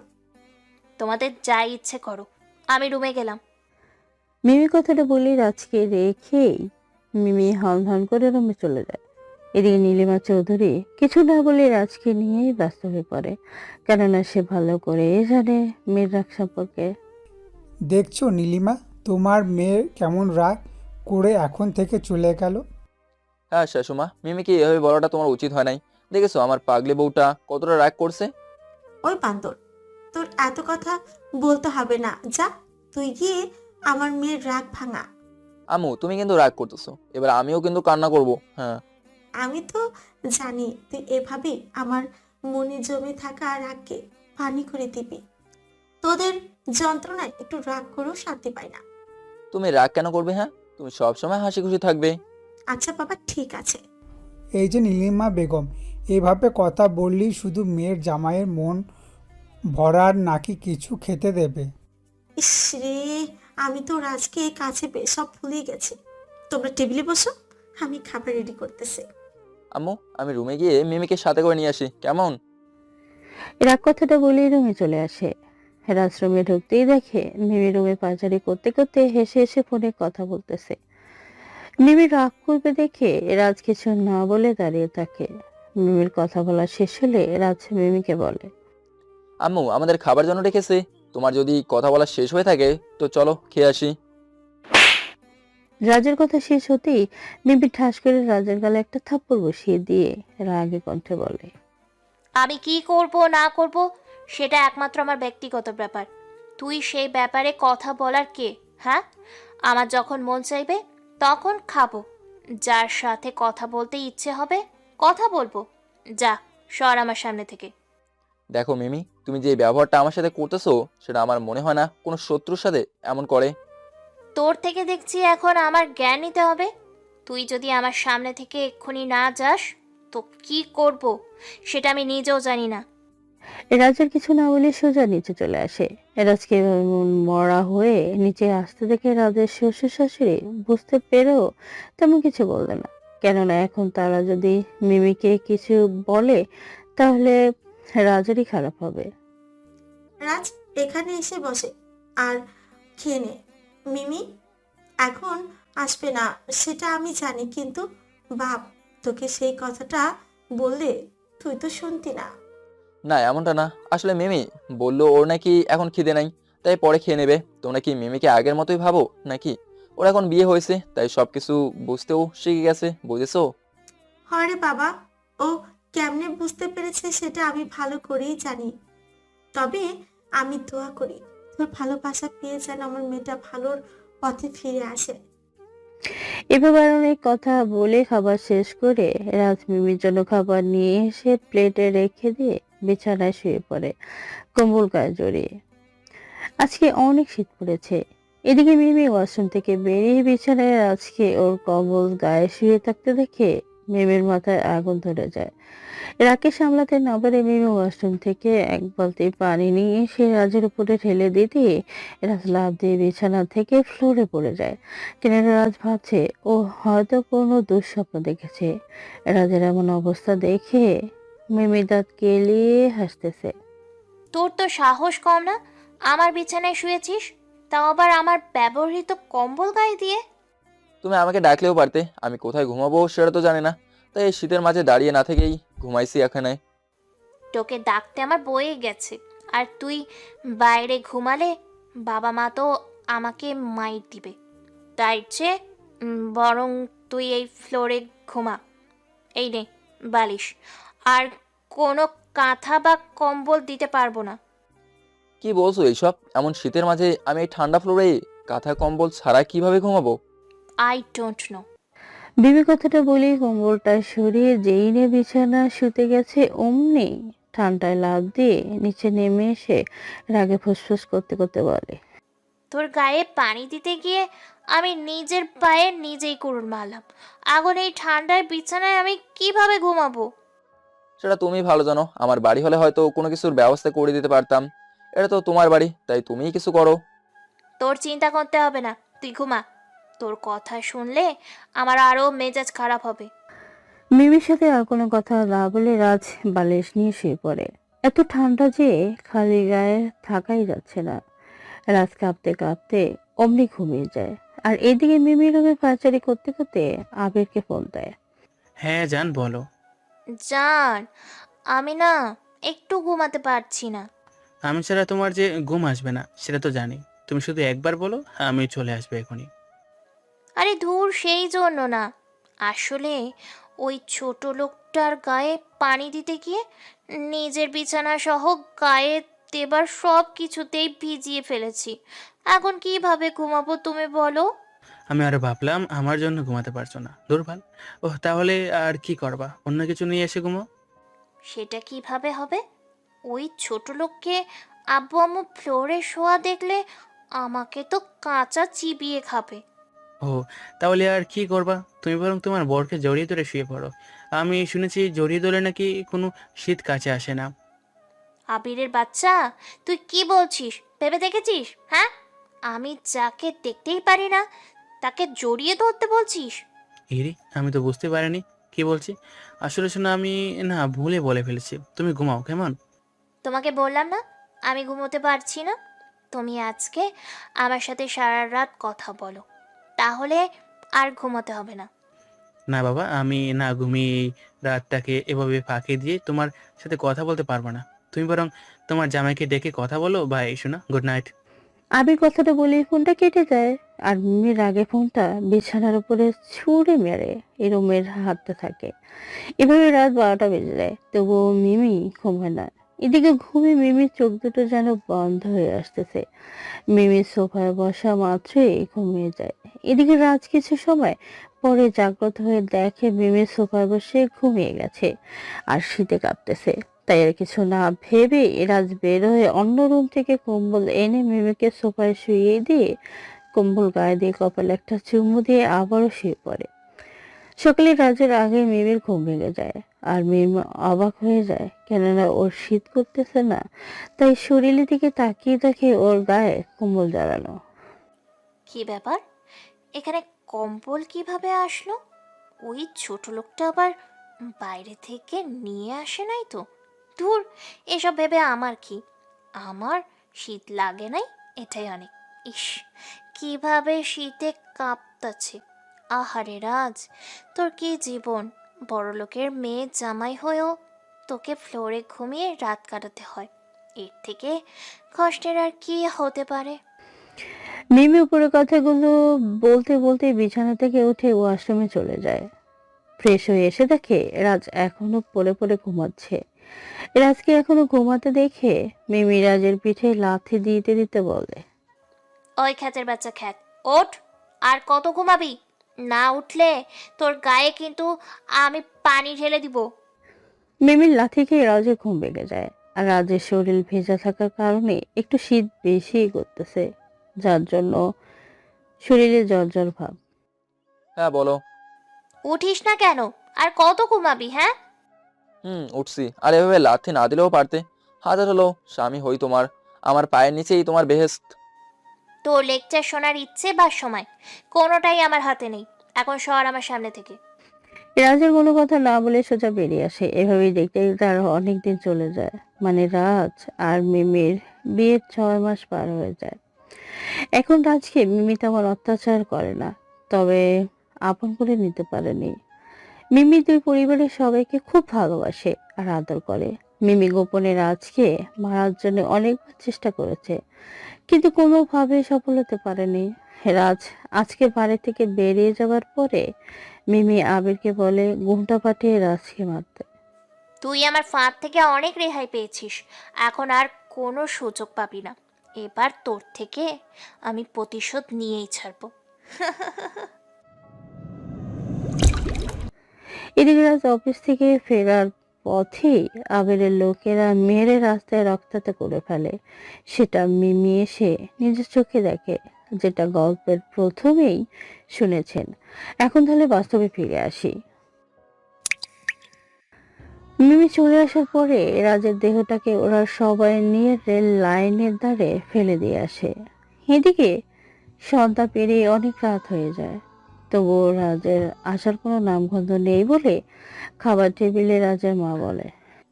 রাজের বাবা রাজ তো এখনো আসলো না বাসায়।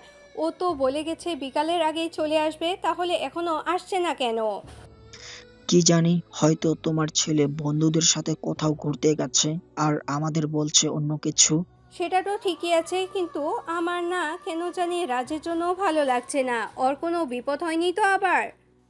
আম্মু, তুমিও না শুধু শুধু চিন্তা করে মাথার প্রেশার বাড়িয়ে দিচ্ছ। দেখো, কিছু সময়ের মাঝেই চলে আসবে, হয়তো কোনো বন্ধুর সাথে ঘুরতে গেছে। আরে মা, তেমনটা না। রাজ যদি ওর বন্ধুদের সাথে কোথাও যেত তাহলে সেটা আমাকে বলেই যেত। আমার মনে হয় রাজ হয়তো কোনো বিপদে পড়েছে। এই রাজের আব্বু, তুমি হাব্বিবকে ফোন করে শোনো না, রাজ ওর সাথে কোথাও গিয়েছে নাকি। রাজের আম্মু, তুমি কোনো চিন্তা করিও না, আমি এক্ষুনি দেখতাছি। রাজের বাবা কথাটা বলেই পকেট থেকে ফোনটা বের করে হাবিবের নম্বরে কল দেয়। এদিকে মিমি আর দেরি না করে সোজা রুমে এসে তার সব কাপড় ব্যাগে গুছিয়ে ফেলে, কেননা সে আর এই বাড়িতে থাকবে না। এদিকে রাজের বাবা কল দেওয়ার সাথে সাথে হাবিব কল রিসিভ করে। আসসালামু আলাইকুম আঙ্কেল, কেমন আছেন? ওয়ালাইকুম আসসালাম। আমি তেমন একটা ভালো নেই রে বাবা। তুমি কেমন আছিস? আর আমাদের রাজ কি তোমার কাছে গেছে নাকি? আমি তো ভালো আছি। আর আঙ্কেল, রাজ তো আমাদের এখানে আসেনি কেন? রাজ কি বাসায় নাই নাকি? না, রাজ সকাল থেকে বাসায় নেই। ওর মাকে বলে গেছে একটা কাজে যাচ্ছে, কিন্তু এখন রাত হয়ে গেছে, তবুও রাজের কোনো খবর নাই। আচ্ছা, আপনি কোনো চিন্তা করেন না, আমি দেখছি রাজ কোথায় আছে। আচ্ছা বাবা, তুমি একটু তাড়াতাড়ি দেখো। ওর মা কিন্তু খাওয়া দাওয়া বাদ দিয়ে দিছে। বুঝতেই পারছো, একটা মাত্র ছেলে আমাদের। আচ্ছা আঙ্কেল, ঠিক আছে, আপনারা কোনো চিন্তা করেন না। হাবিব কথাটা বলেই ফোন কেটে দেয়। এদিকে মিমি সিঁড়িতে দাঁড়িয়ে সব কথা শুনে নিজের অজান্তে চোখে জল চলে আসে, কেননা মিমি কখনো ভাবেনি একটা খ্যাত ছেলেকে তার বাবা মা এতটা ভালোবাসে। আজকে মিমি নিজেকে খুব বড় অপরাধী মনে হচ্ছে। এইটা আমি কি করলাম? রাজের থেকে প্রতিশোধ নেওয়ার জন্য মামা মামির মনে কষ্ট দিয়ে ফেললাম। এমনটা আমি কিভাবে পারলাম? ছি মিম, ছি। মিমি এসব ভাবতে ভাবতে নিচে নেমে আসে, আর রাজের বাবা মা মিমিকে এভাবে ব্যাগ নিয়ে আসতে দেখে বলে। খিরে মা, তোর আবার কি হলো যে তুই এভাবে ব্যাগ প্যাক করে নিয়ে চলে যাচ্ছিস? আসলে আম্মু, একটু আগে কলেজ থেকে ফোন দিয়ে বলেছে আমার নাকি কালকে কলেজে এক্সাম আছে, তাই এখন বাড়িতে যাচ্ছি। ও আচ্ছা, কিন্তু রাজকে খুঁজে পাওয়া যাচ্ছে না জেনেও তুই এভাবে চলে যাবি?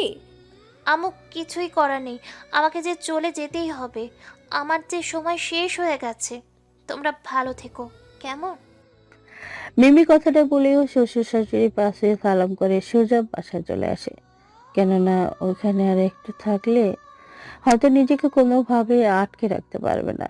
এদিকে মিমির যাবার দিকে তাকিয়ে রাজের বাবা বলে ওঠে।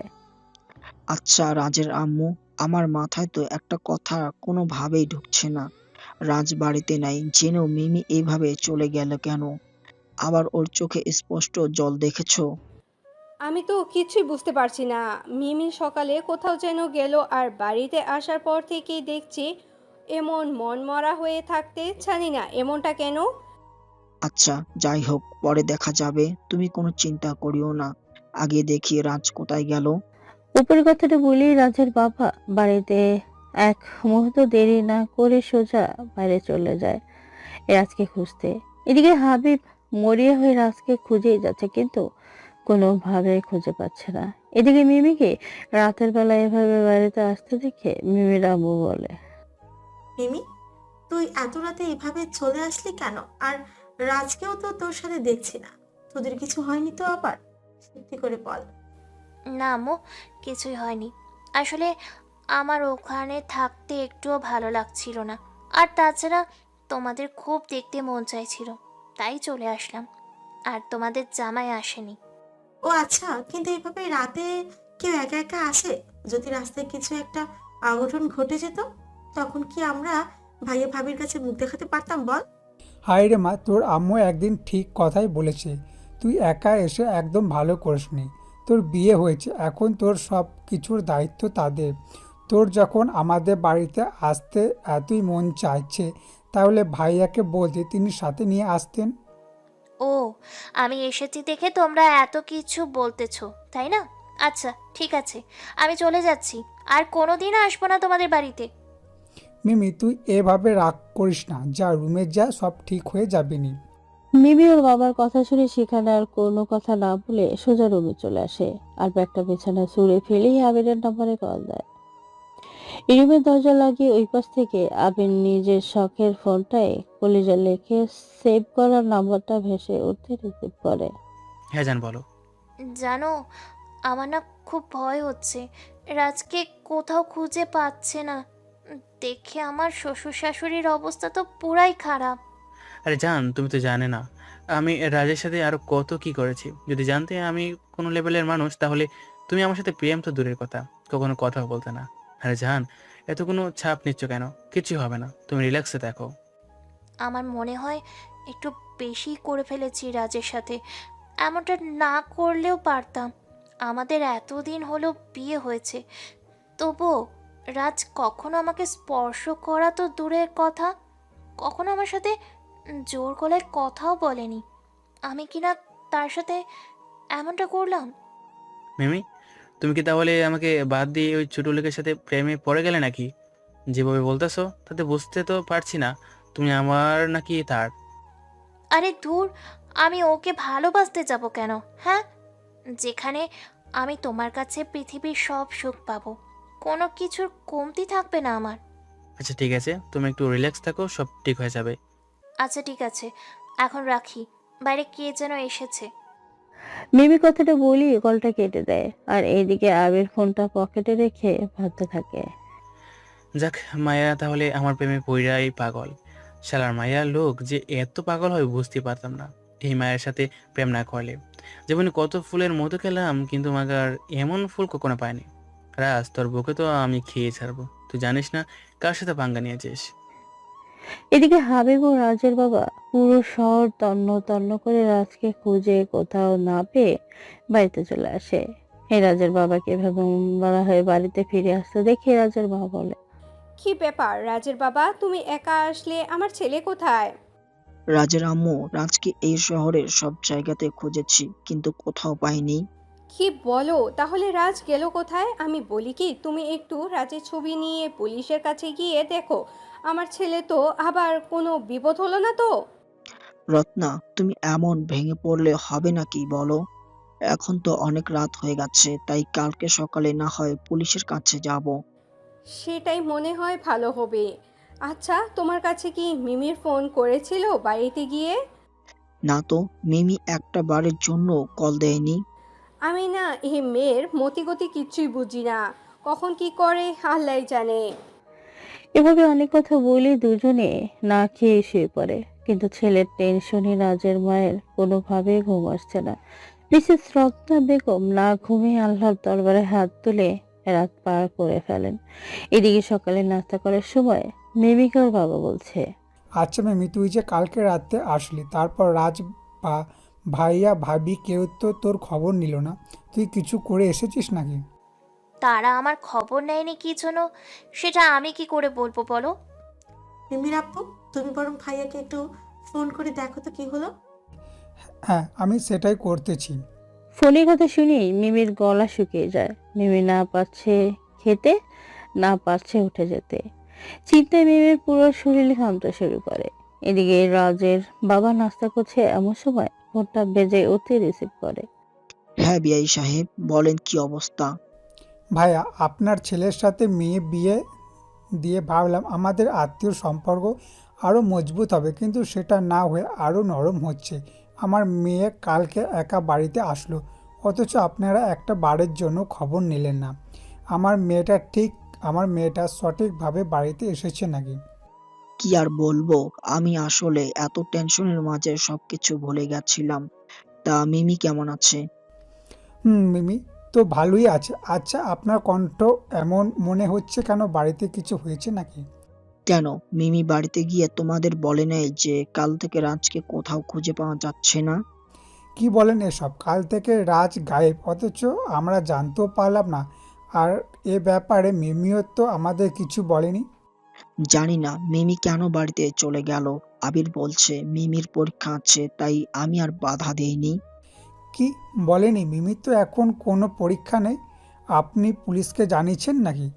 না, এখন থানায় যাবার জন্যই আমি বের হয়েছি। আচ্ছা, আপনি আসেন, আমি আসতেছি। মিমির বাবা উপরে কথাটা বলেই ফোনটা কেটে দিয়ে মিমির দিকে অগ্নি দৃষ্টিতে তাকায়, যেটা দেখে মিমির তো কলিজায় পানি শুকিয়ে গেছে। শুনছো মিমির মা, রাজকে নাকি কাল থেকে কোথাও খুঁজে পাওয়া যাচ্ছে না। আর তোমার মেয়ে সেটা জেনেও আমাদের একটিবারের জন্য বলেনি। কি বলছো এইসব? রাজ কি ছোট বাচ্চা নাকি যে হারিয়ে যাবে? আর আমি সত্যি বলছি। আর এটাই তো তোমার ভাইয়া বলল, এই শহরে প্রপার্টি গলি খুঁজেছে, এমনকি রেল লাইনও বাদ রাখিনি, কিন্তু রাজকে কোথাও খুঁজে পায়নি। রেল লাইনের কথা শুনে মিমির মনে একটু ভয় হতে থাকে, কেননা মিমি তো এর আজকে রেল লাইনের ধারের কাছেই রেখে আসতে বলেছিল। তাহলে প্রশ্ন, রাজ গেল কোথায়? মিমি, সত্যি করে বলতো, তুই রাতে এভাবে কেন চলে আসলি? আর রাজ কোথায়? আম্মু, আমি কালকেই বলেছি আমার ভালো লাগছিল না, তাই চলে এসেছি। আর রাজ কোথায় সেটা আমি কি জানি? তোমাদের জানার হলে যাও গিয়ে খুঁজে দেখো রাজ কোথায়। মিমি কথাটা বলেই রাগ দেখে হনহন করে রুমে চলে যায়। আর এইদিকে মিমির আব্বু চলে যেতে নিলে মিমির আম্মু বলে, মিমির আপু, আমার মনে হচ্ছে কি মিমি যে এতদিন রাজের সাথে ভালো ব্যবহার করেছে আমাদের সামনে, সেটা মিমির নাটক। ও রাজকে মনে হয় রাগের বশে বিয়ে করেছে, আবিরকে ওর জীবন থেকে তাড়িয়ে দেবার জন্য।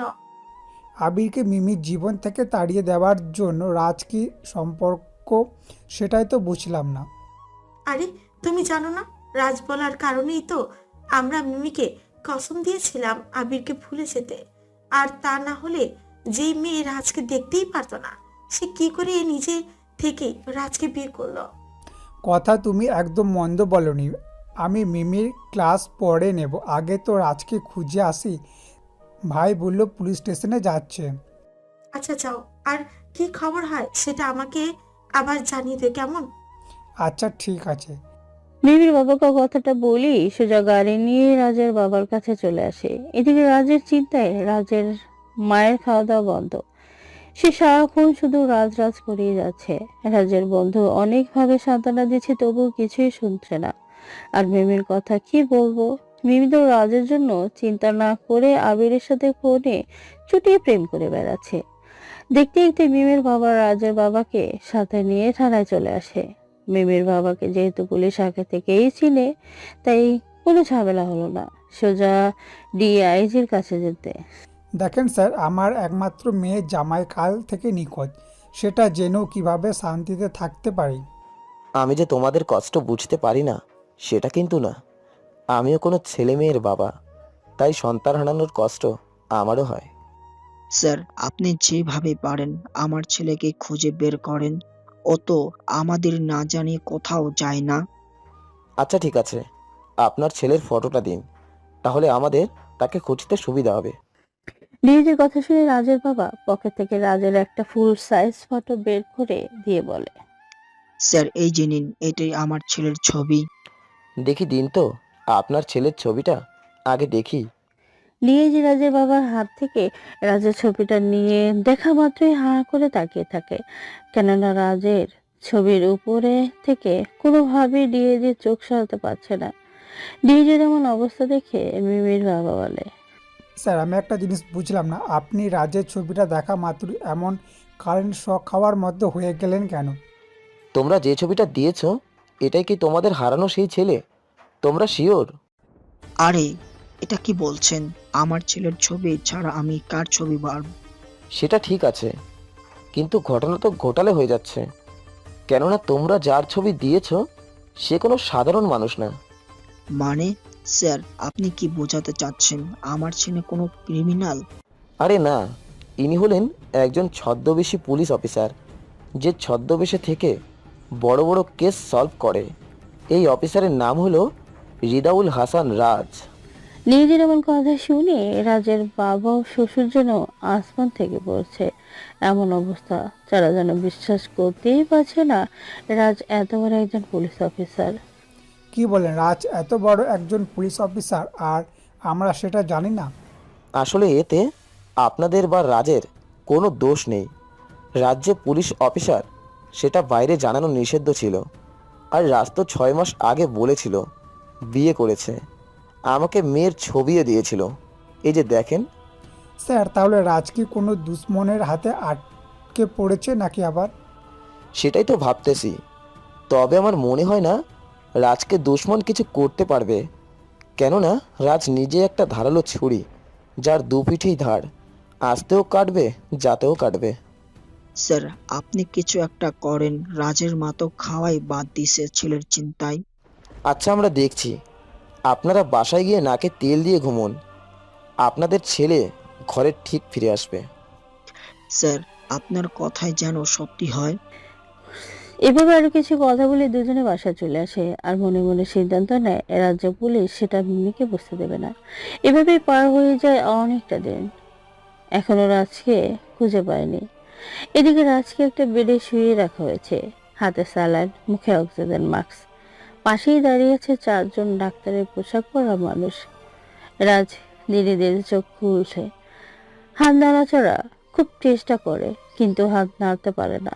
হঠাৎ রুমে আরেকজন মানুষকে দেখে রাজের চোখে ছানা বড়া হয়ে যায়, কেননা সেই লোকটি আর কেউ না, সে হলো মিমের বয়ফ্রেন্ড আবির। কিরে রাজ, আমার পাগল গার্লফ্রেন্ডের জামাই, অবশেষে তোর তাহলে জ্ঞান ফিরলো। ইস, এই দিনটা দেখার জন্য আমাকে কত কি করতে হয়েছে, যেটা তোকে বলে বোঝাতে পারবো না। আবির কথা শুনে রাজ কিছু বলতে যাচ্ছে, কিন্তু বলতে পারছে না, মুখে মাস্ক থাকায়। তাই আবিরের আদেশে মাস্ক খুলে দিয়ে বলে, আবির, তুই জানিস না তুই কিসের মুখে হাত দিচ্ছিস? আমি যদি এখান থেকে বের হতে পারি তাহলে আমার হাত থেকে তোকে কেউ বাঁচাতে পারবে না। তোকে আমাদের হাত থেকে কেউ বাঁচাতে পারবে না।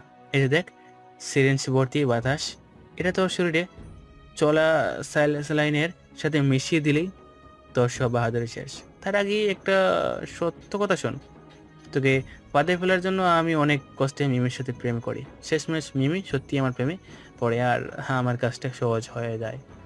তবে আমি আজ পর্যন্ত অনেক মেয়ের সাথে সময় কাটাইছি, কখনো মিমিকে ছুঁয়ে দেখিনি, কিন্তু এখন যে আমার মন যাচ্ছে ওকে ছুঁয়ে দেখতে। দেখ আবির, তোর সাথে আমার কিসের শত্রুতা সেটা আমি জানি না। তোর যা করার তুই আমার সাথে কর, কিন্তু আমার বউকে তুই কিছু করবি না। আহারে জামাই বেচারা, যে তার জন্য একটু ভাবে না, আর তুই তার জন্য এত ভাবিস। এই যে দেখ, আমি তোর সাথে মিমির সাথে কথা বলছি, তুই নিজের মুখে শোন। আবির কথাটা বলে মিমির নাম্বারে কল দেয়। মিমি যেহেতু ফোনের কাছেই ছিল, তাই এর ফোন ধরতে একটু দেরি হলো না। হ্যালো জান। জান, আমার না তোমার সাথে খুব দেখা করতে ইচ্ছে করতেছে, কতদিন হলো তোমাকে দেখি না। জান, আর কিছুদিন সবুর করো, আমি রাজকে ডিভোর্স দিয়ে তোমার কাছে চলে আসবো। কিন্তু তুমি রাজকে ডিভোর্স দেবে কিভাবে? রাজকে তো নাকি খুঁজেই পাওয়া যাচ্ছে না শুনছি। আরে ধুর, ও মরলেই আমার কি, আর বেঁচে থাকলেই কি। তবে আবির জানো, বাবা মা এখন আমাকে সন্দেহ করতে শুরু করেছে। তুমি শুধু চুপ করে দেখতে থাকো, কিছুই করতে হবে না, যা করার আমি করতেছি। আবির কথাটা বলেই ফোনটা কেটে দেয়। মিমির কথাগুলো শুনে রাজের কলিটা যেন ফেটে যাচ্ছে। রাজকে উদ্দেশ্য করে আবির বলে, দেখছিস তোর বউ কি বললো, আর তুই এই মেয়েকে তো ভালোবাসিস। আবির কথা শুনে রাজ কিছুই বলে না। এবার আবির ডাক্তারকে ইশারা করে রাজকে ঘুমের ইঞ্জেকশন দিতে, কিন্তু ডাক্তার ইঞ্জেকশন দিতে নিলেই রাজ সবাইকে মেরে ওদের শরীরে ইঞ্জেকশন দিয়ে দেয় আর পুলিশ ডেকে ধরিয়ে দেয়। রাজ সেখান থেকে চলে আসার সময় হাসপাতাল থেকে ভালো করে ড্রেসিং করে বাসায় চলে আসে। রাজকে দেখেই ওর মা হাউমাউ করে কান্না শুরু করে দেয়। তুই কোথায় ছিলি বাবা? তোর এমন অবস্থা কেন? আম্মু, আমার একটা অ্যাক্সিডেন্ট হয়েছিল, তাই হাসপাতালে ভর্তি ছিলাম। আমার জ্ঞান ছিল না বলেই তোমাদের সাথে যোগাযোগ করতে পারিনি। রাজের কথা শুনে রাজের মা কিছু বলতে যাবে তার আগে রুম থেকে বের হতে হতে রাজের বাবা বলে, রাজ, তোর থেকে আমরা এটা আশা করিনি। তুই এত বড় একটা সত্য কিভাবে লুকিয়ে রাখলি বল? রে, মিমি যে আমাকে মেরেছে গুন্ডা দিয়ে, সেটা আব্বু জেনেছে নাকি? কি বলছো আব্বু? আমি তো তোমার কথাই বুঝতেছি না। তা বুঝবি কেন? তুই যে এত বড় একজন পুলিশ অফিসার সেটা কখনো বলিসনি কেন? ইস রে, এই কথাটা কিভাবে জানলো? আব্বু, তুমি এই খবর কিভাবে জানলে শুনি? ওই থানার ডিআইজি বলেছে। কালকে আমি আর তোর শ্বশুর গেছিলাম। ও, তাহলে সেটা মিমির বাবাও জানে?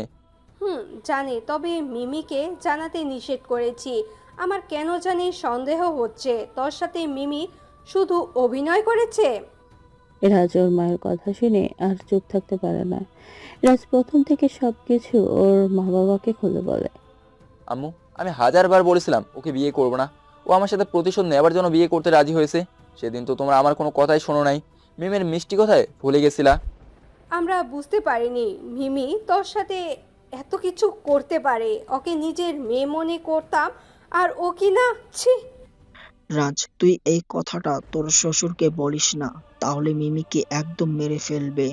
ভুল তো মানুষই করে, ও না হয় ভুল করেছে। তোমরা যত যাই বলো না কেন, আমি ওকে কখনোই ক্ষমা করবো না।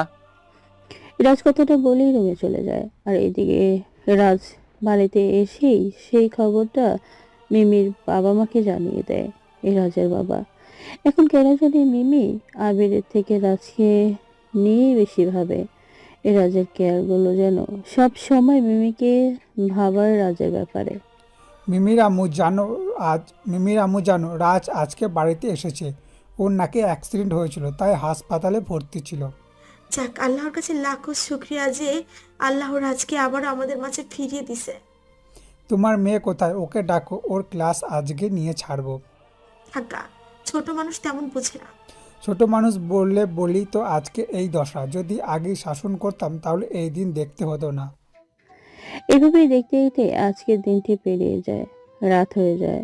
মিমি আবিরের নম্বরে কল না দিয়ে বারবার রাজের নম্বরে কল দেয়। কেননা মিমি এখন রাজকে বেশি ভাবে। আবিরের কথা মনে হয় না বললেই চলে। এই জন্যই বলে, কারোর মন পরিবর্তন হতে বেশি সময় লাগে না। এদিকে রাজ শুয়ে শুয়ে ভাবছিল মিমি কেন ওর সাথে এমনটা করলো।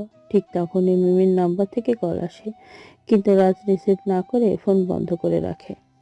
ও আমার কল কেন ধরবে? আমি ওর সাথে যা করেছি, তারপরে আমার সাথে কেন কথা বলবে, কেন সম্পর্ক রাখবে? আমি তো নারী জাতির কলঙ্ক। মিমি এসব কিছু নিয়ে ভাবছে আর অনবরত চোখে জল মুছতেছে। মিমি এখন খুব করে ইচ্ছে করছে রাজের কাছে ছুটে যেতে, কিন্তু রাত তো অনেক, তাই গেল না। সকালে নাস্তা না করে ব্যাগপত্র নিয়ে বাড়ি থেকে বের হতে নিলেই, কিরে মিমি, তুই আবার এত সকালে কোথায় যাস শুনি? আম্মু, আমার এখানে থাকতে একদমই ভালো লাগছে না, তাই আমি শ্বশুর বাড়িতে শাশুড়ি মায়ের ভালোবাসা পেতে যাচ্ছি। মিমি কথাটা বলে মায়ের কোনো জবাব না শুনে সোজা বেরিয়ে পড়ে। মিমির এমন কাণ্ড দেখে নীলিমা চৌধুরী খুব ভালো লাগে।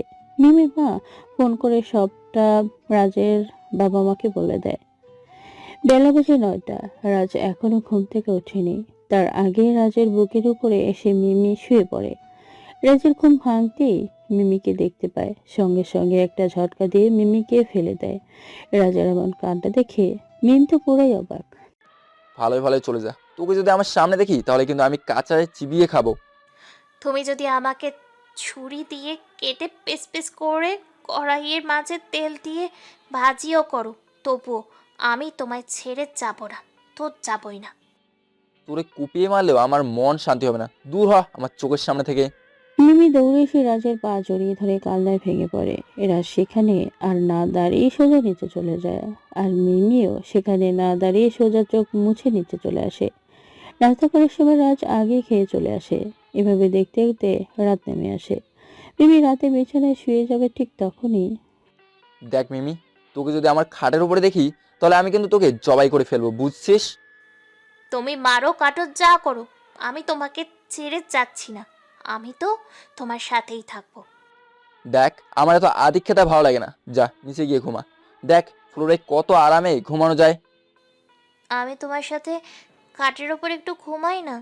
আমি কি কখনো এভাবে নিচে ঘুমাইছি নাকি বলো? আমিও কখনো ঘুমাইনি, কিন্তু সেদিন তোর জন্য ওই শীতের রাতে খালি গায়ে ফ্লোরে ঘুমাইছি। তাহলে আমার কেমন লেগেছিল ভেবেছিস? দেখো, আমি সব কিছুর জন্য দুঃখিত। আমি আসলে তখন কিছুই বুঝতে পারিনি। চুপ, একটা কথাও বলবি না। রাজের এমন ধমক শুনে মিমি নিচে বিছানা করে শুয়ে পড়ে। মিমির খুব কষ্ট হচ্ছে, কিন্তু সেই কষ্টে রাজের কিছুই যায় আসে না, কেননা সে তো কম করেনি তার সাথে। এভাবে রাজের দেওয়া হাজারে কষ্ট সহ্য করে মিমি দিন পার করতে থাকে। তবু মিমির জন্য রাজের মনে একটুও জায়গা হয় না। একদিন হাবিবের সাথে আনিশা এসে খুব করে বলছিল হাবিব ওর স্বামী, যেটা শুনে মিমিরও খুব ইচ্ছে করছিল রাজকে জড়িয়ে ধরে স্বামী বলতে, কিন্তু মিমি রাজের রাগের কাছে হেরে গিয়েছিল।